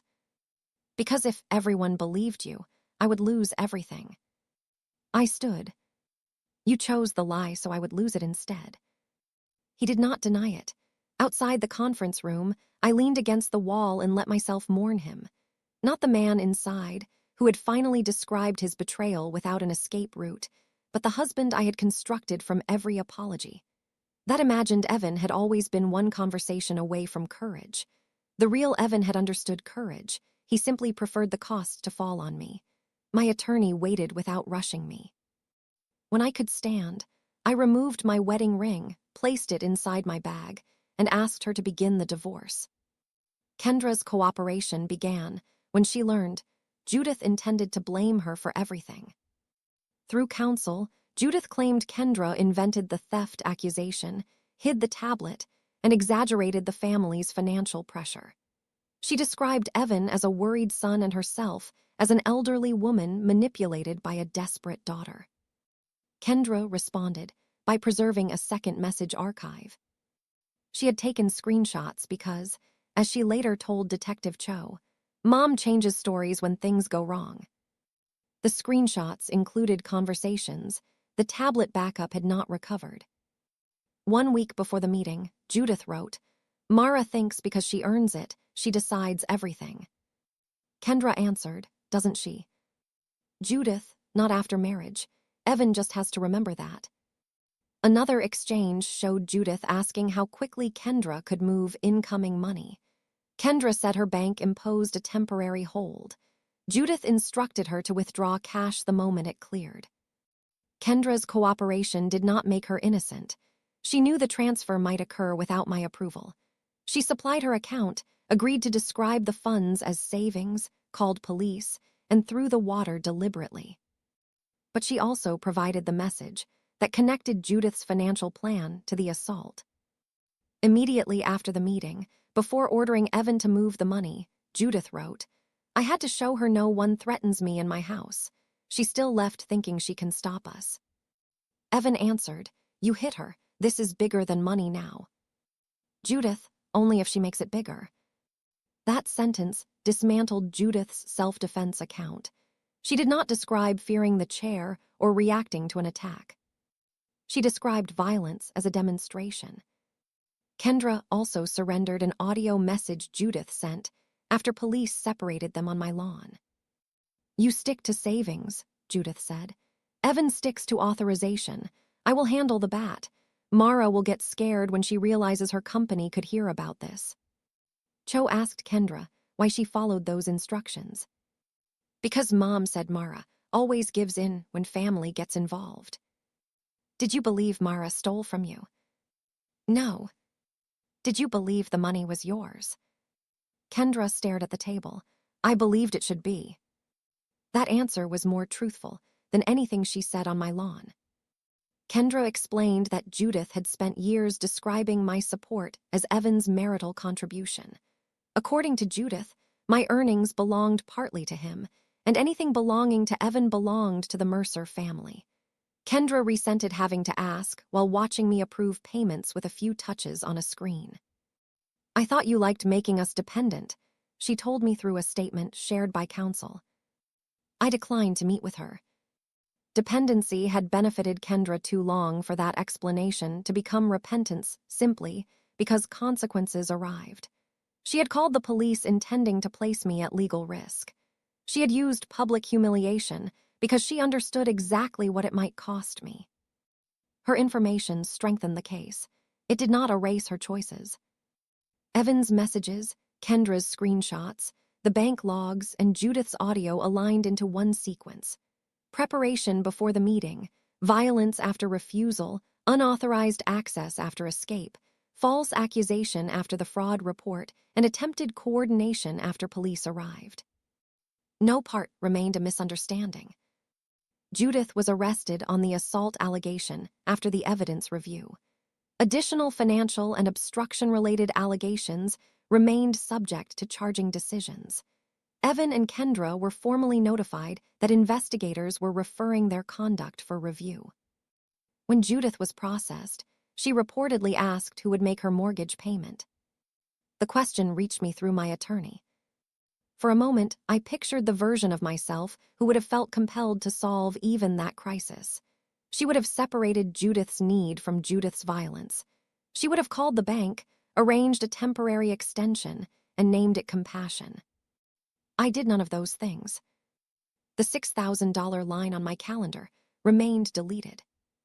Judith had spent years believing my payments proved she possessed me. Their absence proved she never had. The system did not collapse because police carried Judith away. It collapsed because each person finally had an incentive to reveal what others wanted hidden. Their loyalty had been an agreement to keep consequences outside the family. Once consequences entered, they turned on one another as quickly as they had turned on me. I watched without satisfaction. Exposure protected me, but confirmed that their unity was coordinated avoidance. I had spent $216,000 supporting a structure containing no safe place for me or my boundaries. I filed for divorce 26 days after the assault. The petition did not feel like revenge. It felt like translating a decision my body had already made when Evan stood outside my car and asked me to coordinate stories before seeking help. Because the house predated our marriage and remained titled to me, my attorney sought temporary exclusive use while property issues were resolved. Evan was permitted to collect personal belongings under supervision. Communication moved through counsel except for documented logistical matters.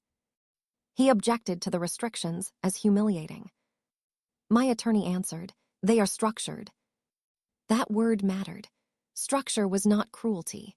It was what allowed necessary contact without creating another private room where Evan could turn pressure into my responsibility. He collected his belongings on a gray Saturday morning. I stayed with Naomi while a neutral supervisor attended.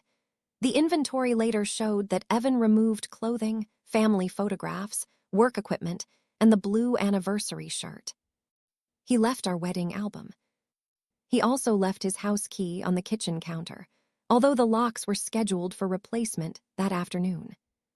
When I returned, the key lay beside the circular mark left by years of coffee cups. I did not touch it immediately.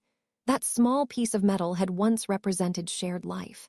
After the assault, it represented access Evan assumed would survive any betrayal. The locksmith placed it in an envelope with the old cylinders. My financial review uncovered how deeply the Mercer family had organized itself around me. Judith's mortgage, insurance, and utilities consumed most of the $6,000.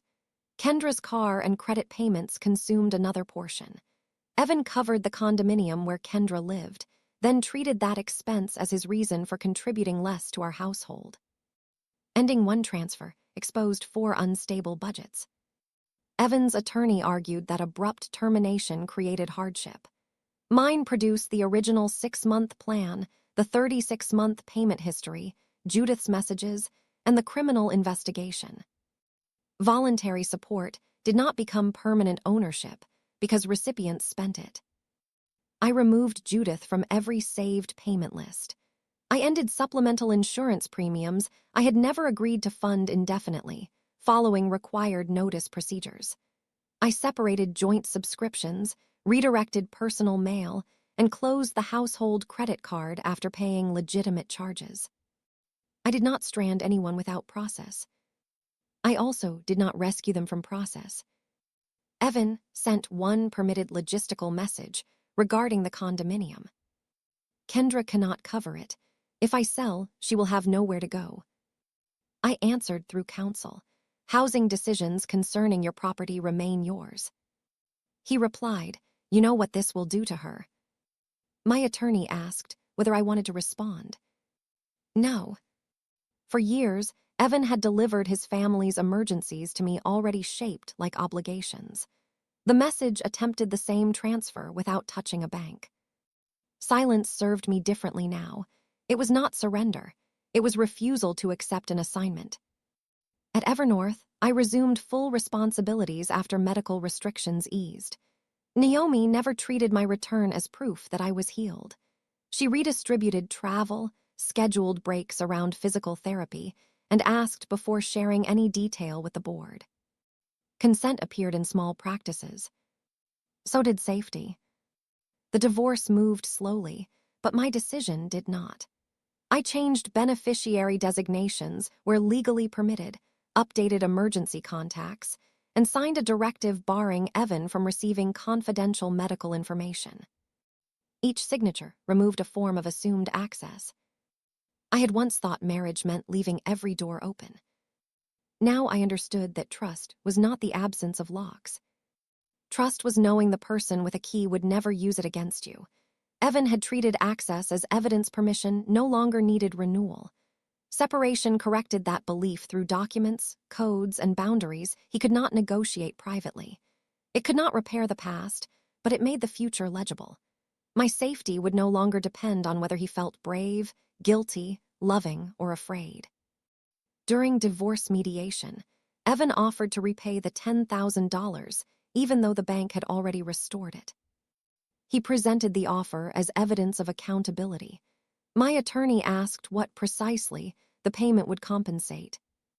"The transfer," he said. The transfer was reversed. Then the trouble it caused. "What value have you assigned to the assault you watched, the false statement you supported, the device you removed, and the attempt to make your wife appear criminal?" Evan looked at the mediator. "I'm trying to make a good faith gesture." The mediator reminded him to address the substance. He offered to reimburse my medical expenses. I declined because the relevant costs were already being handled through formal claims and could not purchase reconciliation. He offered to sign over his interest in household furnishings. Most had been mine before marriage. He offered to sell the condominium and sever contact with Judith for a year. Every proposal treated our marriage as something available if he discovered the correct price. "I'm not negotiating whether we divorce," I said. "We are resolving how." His shoulders fell. "So nothing I do matters." "It matters to your future. It does not restore ours." He asked for 10 minutes alone with me. I refused. He asked whether the mediator could leave while our attorneys remained. I refused again. "You won't even speak to me without witnesses." "I spoke to you without witnesses for years." "That isn't fair." "It is the consequence of you helping 3 people manufacture a shared version of events." He pressed his palms against the table. "I know I failed you that night. You made decisions before, during, and after that night. I was raised to believe protecting Mom was my responsibility. You were 38 when you used my tablet." His face flushed. "I'm in therapy," he said. "I'm learning how she conditioned me." "I hope it helps." "You say that like I'm a stranger." "You made me one when you treated my consent as an obstacle." He began listing memories. Our first apartment, the night Evernorth received its first major investment, the road trip where our car failed in a snowstorm, the emergency handset Naomi later insisted I keep. He described ordinary tenderness as though enough good days could overrule one coordinated betrayal. I remembered those days, too. That was why leaving hurt. "The marriage was not entirely false," I said, "but the parts that were real do not require me to remain available for another violation." He cried without covering his face. "I thought you would forgive me." "I know. Because you loved me. Because I always absorbed the cost." The mediator called a break. In the hallway, Evan's attorney approached mine with a final request. Judith's mortgage lender had begun default proceedings. Would I consider 3 additional months of support while the property was sold? No, I answered. My attorney repeated the decision formally. Evan heard from the doorway. You can stop this, he said. The sentence no longer sounded like evidence of my power. It sounded like proof of his refusal to distinguish my resources from my duty. Judith can sell, refinance, negotiate, or accept the result, I said. Those are her decisions. She could lose her home. I nearly lost my safety inside it. That's not the same. No, my safety mattered less to you. The mediator returned before he could answer. By the session's end, we had resolved most property questions. Evan kept the condominium and its obligations. I retained the house, Evernorth interests, and accounts held separately. Neither outcome was a reward or punishment. It followed ownership records and negotiated terms. The marriage itself remained the only thing neither of us could divide. Evan wanted the version where love outweighed betrayal. I accepted the version where love had existed and betrayal still ended it. That distinction allowed me to grieve without reopening the door. I did not need to declare memories fraudulent or promises meaningless. I only needed to recognize that a relationship can contain tenderness and still become unsafe. Staying would not honor what had once been good. It would teach Evan that even harm could be converted into another temporary crisis I was responsible for carrying. Grief arrived after the urgent work ended. During the first month, every day contained a task: medical appointments, interviews, security reviews, attorney calls, account changes, and evidence preservation. Action held me upright. When the investigation slowed and the house became quiet, I began hearing the life that was missing. Evan used to whistle while making coffee. He left cabinet doors open and placed spoons beside the sink instead of inside it. He called from grocery aisles because he never remembered which tea I preferred, despite buying the same kind for 7 years. I hated that I missed him. The feeling embarrassed me, until Naomi found me sitting on the kitchen floor beside a box of photographs. You can miss someone and still know they are unsafe, she said. It feels like betrayal of myself. No, it feels like grief, she asked before sitting beside me. That tiny pause undid me. The Mercer family entered rooms, accounts, decisions, and emotions as though closeness abolished permission. Naomi's respect appeared even when the answer seemed obvious. I nodded and she sat. We sorted photographs into 3 boxes: legal records, Evan's property, and mine. We did not destroy the wedding pictures. I was not trying to prove the marriage never existed. I was deciding what no longer belonged on display. At the bottom of the album box, I found the first card Judith gave me after the $6,000 arrangement began.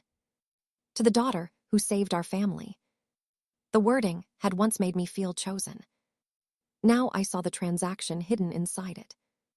I placed the card with the legal records because sentiment had become evidence of a pattern.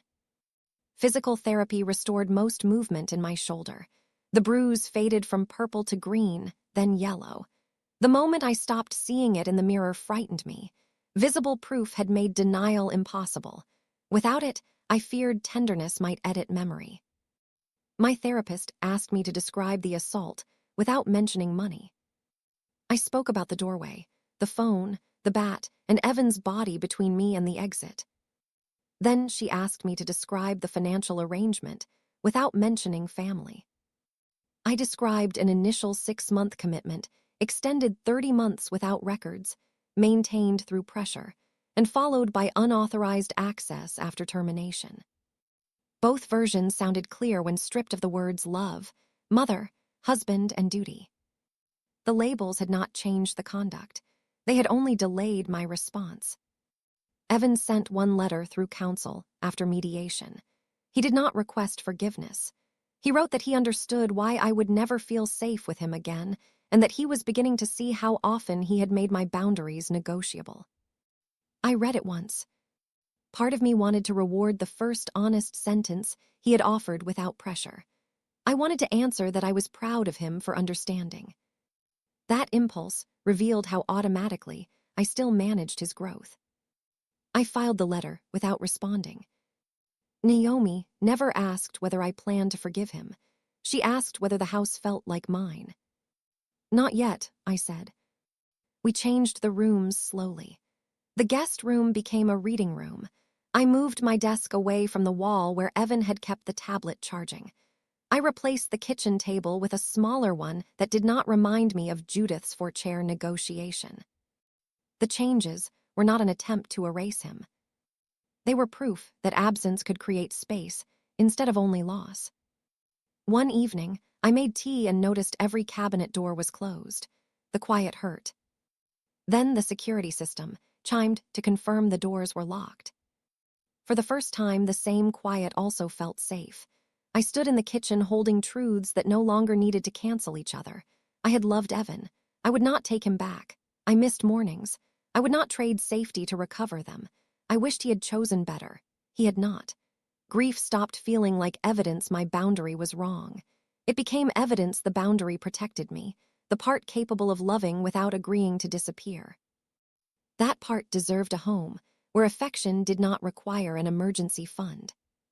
The bank made the $10,000 credit permanent 9 weeks after the transfer. Its final determination stated that I had not authorized the transaction, that trusted device status had been misused, and that the recipient's claim of ownership did not affect the origin of the funds. The police amended Kendra's theft complaint to reflect that no money belonging to her had been removed. I received a written confirmation that I was not a suspect and that the allegation against me was unsupported. The document contained no dramatic apology. It was 3 paragraphs on departmental letterhead. I read it twice anyway. For weeks, I had known the truth. The records had shown it. The officers had acknowledged it. Yet formal clearance returned something the accusation had taken before any investigation began: the right to stand inside my own reputation without anticipating another public explanation. Kendra's attorney issued a statement retracting her claim. It said she had misunderstood a disputed family transaction during a period of emotional distress. I did not accept the word misunderstood, but I accepted the retraction as part of the record. The neighbors who witnessed the water incident learned the outcome through the same community gossip that carried the accusation. One sent flowers. Another left a note apologizing for filming rather than helping. I did not need the street to admire me. I needed the lie to stop traveling without correction. Evernorth's audit chair placed the bank determination in the confidential incident file and closed the internal review. No client funds, company accounts, or regulated systems had been compromised. My position remained unchanged. At the next board meeting, I presented our quarterly risk report. My hands trembled when I opened the first slide. Naomi noticed and moved her water glass closer, a silent offer rather than an interruption. I continued. Halfway through the presentation, the fear passed. Nobody in the room saw a woman foolish enough to be betrayed. They saw the same CFO who had disclosed a breach, contained exposure, preserved evidence, and refused to conceal risk for personal comfort. Afterward, Malcolm said, "You handled the incident exactly the way we tell clients they should." I did not prevent it. Risk leadership is not prophecy, it is response. For the first time, I believed him. The restored $10,000 remained in the reserve account. I did not spend it, donate it, or transform it into a symbolic purchase. Money did not need redemption. It had never betrayed me. People had. I renamed the account Autonomy Reserve and restricted it to a new device held in a secure location. No family recipient remained saved. No recovery method depended on another person's email or phone. The first monthly date arrived after Judith's payment ended. At 8:14, no message appeared asking whether something was wrong with the family account. Nothing was wrong. The account was finally functioning according to its owner's instructions. The absence of a transfer created no emergency in my home. The mortgage cleared. Evernorth continued operating. My insurance remained paid. The only crisis existed in the Mercer budgets that had mistaken my reliability for infrastructure. My attorney reminded me that their financial distress did not alter the bank finding or create a new obligation. I asked her to repeat that sentence, not because I doubted the law, but because part of me still expected another person's hardship to become my assignment. She said it again. I wrote it beneath the account's new name. Their need does not create my consent. The line was not cruel. It left every adult responsible for decisions made in their own name. The legal resolutions arrived over several months, rather than in one satisfying afternoon. Judith's assault case was supported by the clinic records, photographs, damaged chair, recovered bat messages, and her own statement that she needed to show me. Her self-defense claim weakened when Kendra's screenshots established the financial confrontation, and when the physical evidence showed I had been moving away. She accepted a negotiated resolution that included an admission of assaultive conduct, supervised probation, mandatory counseling, a continuing no-contact order, and financial responsibility for eligible medical costs. Violating the order exposed her to additional consequences. Judith called the outcome persecution. The court called it accountability. Her role in directing the transfer and coordinating false accounts remained part of the broader financial case. The final disposition imposed additional restrictions and required cooperation concerning the device and messages. Evan admitted using my trusted device and initiating the unauthorized transfer. His resolution included restitution obligations for uncovered costs, probationary supervision, technology access restrictions, counseling, and a formal record of conduct he had initially described as family assistance. He lost his property management position after failing to disclose the investigation under his employer's fiduciary policy. That consequence did not come from a call by me. His company conducted its own review after receiving legally required notice. For years, Evan had relied on my professional stability while describing my safeguards as cold. He now faced employers asking whether he could be trusted with access belonging to others. Kendra formally withdrew the theft allegation and admitted that the $10,000 had never been her savings. Her cooperation reduced the severity of some consequences, but did not eliminate them. She faced penalties connected with the false report, receiving the disputed transfer, and participating in the effort to conceal its origin. She also lost the condominium. Evan could no longer maintain its mortgage after his employment ended, and the divorce required him to assume his own expenses. He sold it. Kendra moved into a smaller rental with a roommate and began paying her own car loan. Judith listed her house for sale when she could not refinance without my monthly payments. The property sold before foreclosure, leaving her with enough equity to secure a modest apartment. No one became homeless. They became responsible for lives that had been subsidized beyond sustainability. Through counsel, Judith sent one request before the sale. She asked me to resume the $6,000 payment for 3 months, arguing that her legal expenses had consumed her savings. My attorney answered with a single sentence, "Ms. Ellison declines." Judith responded with 6 pages describing everything she believed I owed her as Evan's former wife. We preserved the letter as a prohibited contact violation and took the appropriate action. The court reinforced the order. That was Judith's most permanent loss. It was not the larger house, the payment, or the public image of a devoted mother. It was the discovery that she could no longer reach me by creating an emergency. Kendra attempted one apology through her attorney. She acknowledged throwing the water and making a claim she knew was untrue. She also explained that Judith had pressured her. I accepted the factual acknowledgement, but declined contact. Pressure explained participation. It did not erase agency. Evan continued therapy and complied with the legal restrictions. I heard through counsel that he had found different employment and was paying his own obligations. I wished him stability from a distance. Distance was the condition that made the wish safe. Their consequences were not valuable because they suffered. They mattered because each consequence returned ownership to the correct person. Judith owned the violence and the budget she had concealed. Kendra owned the accusation and debts she called independence. Evan owned the access he misused and the marriage he sacrificed to protect a lie. I owned none of those burdens. My responsibility began with healing, testimony, and boundaries, then ended where their decisions began. The divorce became final, 11 months after Kendra threw the water. The decree confirmed the arrangements already governing our lives. I retained my house, Evernorth Holdings, personal accounts, and responsibility for debts in my name. Evan retained the proceeds and obligations connected with his condominium sale, his retirement accounts, and his personal debts. Neither of us received a dramatic courtroom victory. I received finality. Outside the courthouse, Evan stood with his attorney beneath a stone arch. We were permitted to speak, but neither of us approached. He gave a small nod. I returned it. That was the end of our marriage, not a final argument, embrace, or promise. Two people acknowledging that the legal system had completed what trust could not survive.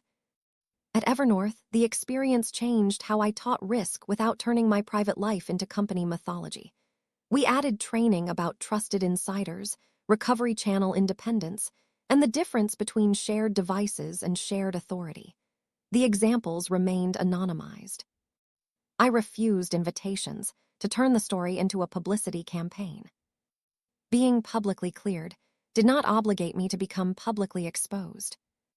Naomi and I expanded our employee assistance coverage to include financial coercion and technology-enabled domestic abuse. The policy applied company-wide and required no disclosure to managers. I did not attach my name to it. Quiet protection was still protection. My reserve account recovered from 3 years of payments more quickly than my nervous system did. $6,000 remained each month instead of disappearing into Judith's expectations. I redirected part toward retirement, part toward home repairs I had postponed, and part toward a separate emergency fund controlled only by me. I kept the name Autonomy Reserve. The amount once used to purchase acceptance now built choices. I also hired an independent professional to audit every personal account, insurance policy, title, beneficiary designation, and digital permission. The process revealed no further theft, but it exposed dozens of small conveniences built around the assumption that marriage would remain safe. Everyone received review. Some access was removed. Some was retained for Naomi under a limited emergency authorization we designed together. She read every restriction and asked whether I wanted a second person instead. "You trust me," she said. "I do." "Then the limits still matter." That was the difference. Healthy trust did not fear documentation.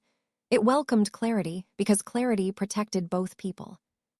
The Mercer family's practical losses continued without my involvement. Judith lived within the proceeds from her home and a fixed income. Kendra worked additional hours and sold the car whose payment Judith had covered.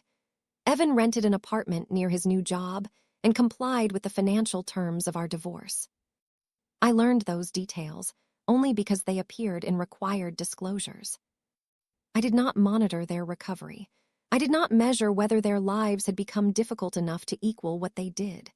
Justice was not a scale I had to balance personally. Their greatest consequence was ordinary adulthood without access to my labor. My greatest gain was not the retained money.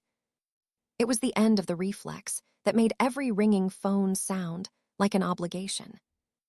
Months after the divorce, an unknown number called during dinner. My chest tightened before I answered. A woman asked whether I was responsible for Judith Mercer's overdue storage account. "No," I said. She apologized and ended the call. I did not ask the balance. I did not request a deadline. I did not call Judith's attorney. I returned to dinner while the food was still warm. That small act felt larger than the bank determination, the decree, or the locked accounts. An emergency had reached me. I had allowed it to remain someone else. Naomi raised her glass but did not congratulate me for refusing. She continued the conversation we had been having before the call. That response showed how much my world had changed. No boundary required a trial. No refusal demanded an explanation. No person at the table measured love by what I surrendered. The life forming around me was quieter than the Mercer gatherings and less theatrical. It was also real. Its stability came from people carrying their own weight and asking before they touched mine. 4 months after the divorce, Evan's attorney contacted mine about a cedar box believed to remain in my attic. The box had belonged to Evan's father and contained military records, letters, and family photographs. It was unquestionably his property. I agreed to locate it and arrange a neutral pickup. Naomi came over while I searched. We found the box beneath holiday decorations the Mercers had never collected. Its brass latch was tarnished, and Evan's name appeared on a strip of masking tape across the lid. I did not open it. My attorney proposed courier delivery. Evan requested to collect it himself. The request was not unreasonable, so we arranged a Saturday exchange at the end of the driveway. My attorney confirmed the time and instructed him not to enter the property. At noon, Evan arrived alone. I carried the box outside while Naomi remained visible through the front window. The day was bright and cold. Evan looked older than he had outside the courthouse, though perhaps I had finally stopped viewing him through memory. "Thank you," he said. "You're welcome." He placed the box in his trunk, but did not close it. "I found something that belongs to you." He removed a small envelope and set it on the trunk lid. Inside was the old brass house key the locksmith had returned with the replaced cylinders. "I thought this stayed at the house," I said. "I had another copy." The admission sent a brief current of fear through me. "Did you use it after the order?" "No, I found it inside a document case when I moved." I believed he understood that whether I trusted the answer did not matter. The locks had changed. "You should keep it with the other old hardware," he said. "No." He looked surprised. "It does not open anything here," I continued. "Dispose of it." His fingers closed around the envelope. For years, I would have taken the key because refusing might appear hostile. I would have accepted responsibility for deciding what to do with the symbol of his former access. I left it with him. Evan glanced at the house. "It looks different." "It is." "Naomi lives here now." "No." He nodded, embarrassed by the question. Then he said Judith needed surgery. The request arrived so softly that I almost missed its shape. Her fixed income covered most daily expenses, but the procedure required transportation, post-operative assistance, and costs her plan might not cover. Kendra could provide some help. Evan had limited savings.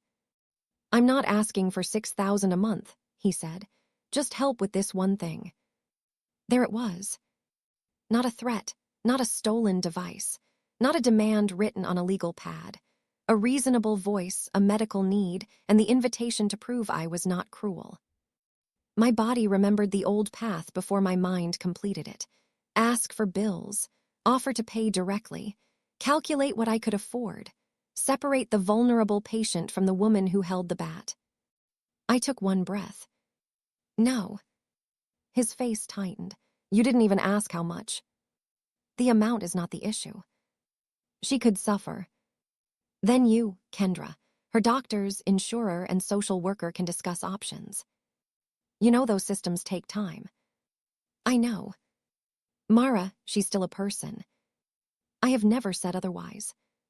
"Then how can you hear she needs surgery and feel nothing?" The question was designed around a false choice, payment or emptiness. "I feel many things," I said. "None of them gives you access to my money." I thought after time passed. "What?" "That you might separate helping her from what happened." "I have separated them. Helping her is your decision. What happened is why it will not become mine." His jaw shifted. "She was your family."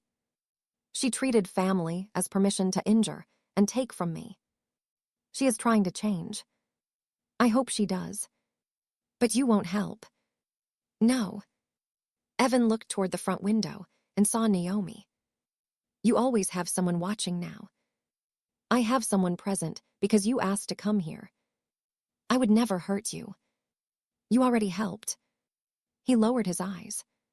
For a moment, I saw the man from our first apartment, laughing over furniture we could barely assemble. Affection moved through me like an old ache. It did not alter my answer. Evan closed the trunk. "Mom says losing you ruined all of us." "No, losing access changed all of you." He held the envelope containing the useless key. "What changed you?" I looked at my front door, the new lock catching sunlight. I stopped believing love required me to remain available for harm. He nodded once. Whether he accepted the answer belonged to him. I returned to the house without apologizing. Inside, Naomi asked, "Are you okay?" "Yes." "Do you want to talk?" "Not yet." She nodded and returned to the kitchen. No interrogation. No demand for emotional access because she had offered support. Through the window, I watched Evan place the old key inside the cedar box and drive away. He carried the history with him. The house remained mine. The test was whether a genuine need could reopen an obligation I ended. My refusal caused no explosion. The street stayed quiet, the door stayed closed, and compassion remained inside me without becoming payment. That was how I knew the boundary was truly mine. A year after the divorce, I hosted dinner at the smaller kitchen table. Naomi came early with bread. Malcolm brought his wife and a bottle of wine. My attorney stopped by after work, carrying flowers with no apology for being 10 minutes late. Nobody arrived with an envelope, an emergency, or a number written on a legal pad. The table held 4 chairs. For months, I had avoided that number because it reminded me of Judith's kitchen. That evening, it became only the number of people sharing a meal. Naomi noticed me looking around. "What?" she asked. "Nothing. Everything is where it should be," I said. After dinner, rain began striking the windows. The sound reminded me of the roof emergency Judith had never documented. I waited for the memory to tighten my chest. It did not. The house had a repaired gutter, a current insurance policy, and an emergency fund that belonged to its owner. Rain was weather again, not a story designed to open my account. When everyone left, Naomi stayed to help with dishes. She handed me a wet plate, then paused. "May I ask something personal?" The question made me smile. "Yes." "Do you regret paying Judith all those years?" I considered the cleanest answer. "I regret believing the payments could earn what the family withheld. I don't regret being someone capable of helping." "Would you help someone that way again?" "Not without records, limits, and an ending date." So the CFO survived. She was never the problem. Naomi dried the plate. No, she was. After she left, I checked the front door once. The security panel displayed my name as the primary user. Naomi's limited emergency authorization appeared beneath it, restricted exactly as we designed. No hidden device remained connected. No recovery email belonged to someone who considered my consent negotiable. Upstairs, the old tablet's empty box remained in a sealed evidence container scheduled for eventual release. I had considered discarding it. But the box no longer frightened me. It reminded me that technology had not betrayed me. A trusted person had. Trust itself was not the mistake. Trusting someone did not make me responsible for what they chose to do with it. The baseball bat remained in evidence until Judith's case closed. I never asked for it afterward. The water pitcher had shattered weeks after the confrontation when Kendra dropped it while moving from Judith's house. I learned that detail from a property inventory.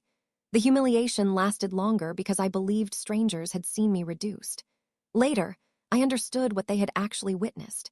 Kendra performing ownership over money and a person she never possessed. I had stood soaked and injured while the first fact broke her story. The $10,000 came from me. The deeper facts required time. Evan had moved it. Judith had ordered it. Kendra had agreed to claim it.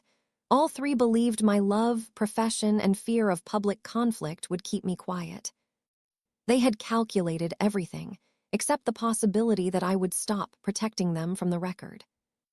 My shoulder healed with a faint line of tenderness that appeared when weather changed. I no longer treated the ache as weakness. It was information. An injury had occurred, received care, and healed without pretending it had never existed. My marriage felt similar. I did not carry open rage into every morning. I also did not rewrite Evan as harmless because time had softened the immediate pain. Healing changed how the memory occupied me. It did not change what happened. Occasionally, someone who knew part of the story asked whether I had forgiven the Mercers. The question assumed forgiveness was the final payment required to prove I remained good. Judith's remorse, Kendra's maturity, and Evan's therapy belonged to their lives. My peace did not depend on measuring any of them. I had my own work. I learned to notice when a request arrived disguised as duty. I stopped explaining reasonable refusals until they sounded negotiable. I allowed people to be disappointed without treating disappointment as danger. I accepted help that came with questions instead of claims. Most importantly, I stopped confusing being needed with being loved. Need had made me central to the Mercer family, but never safe. Love appeared differently. It waited outside clinic doors. It asked before sitting beside me. It secured systems without blaming me for the breach. It stayed for dinner without presenting a bill.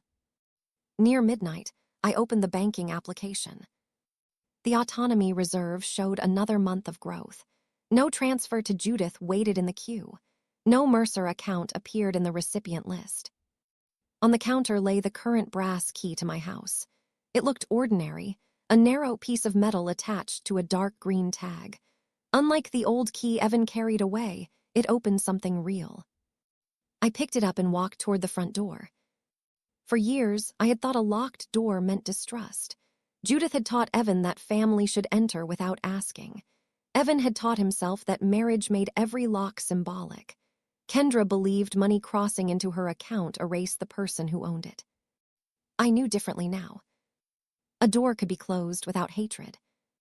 An account could be private without selfishness. A refusal could be complete without cruelty. Love could survive a boundary, if love was what existed. I turned off the porch light and watched my reflection appear in the glass. No soaked blouse, no raised pitcher, no husband standing behind the wrong person, only me, upright in the home I had protected. The silence held no approaching demand. I locked the door, placed the key in my pocket, and did not wait for anyone else to tell me I belonged there.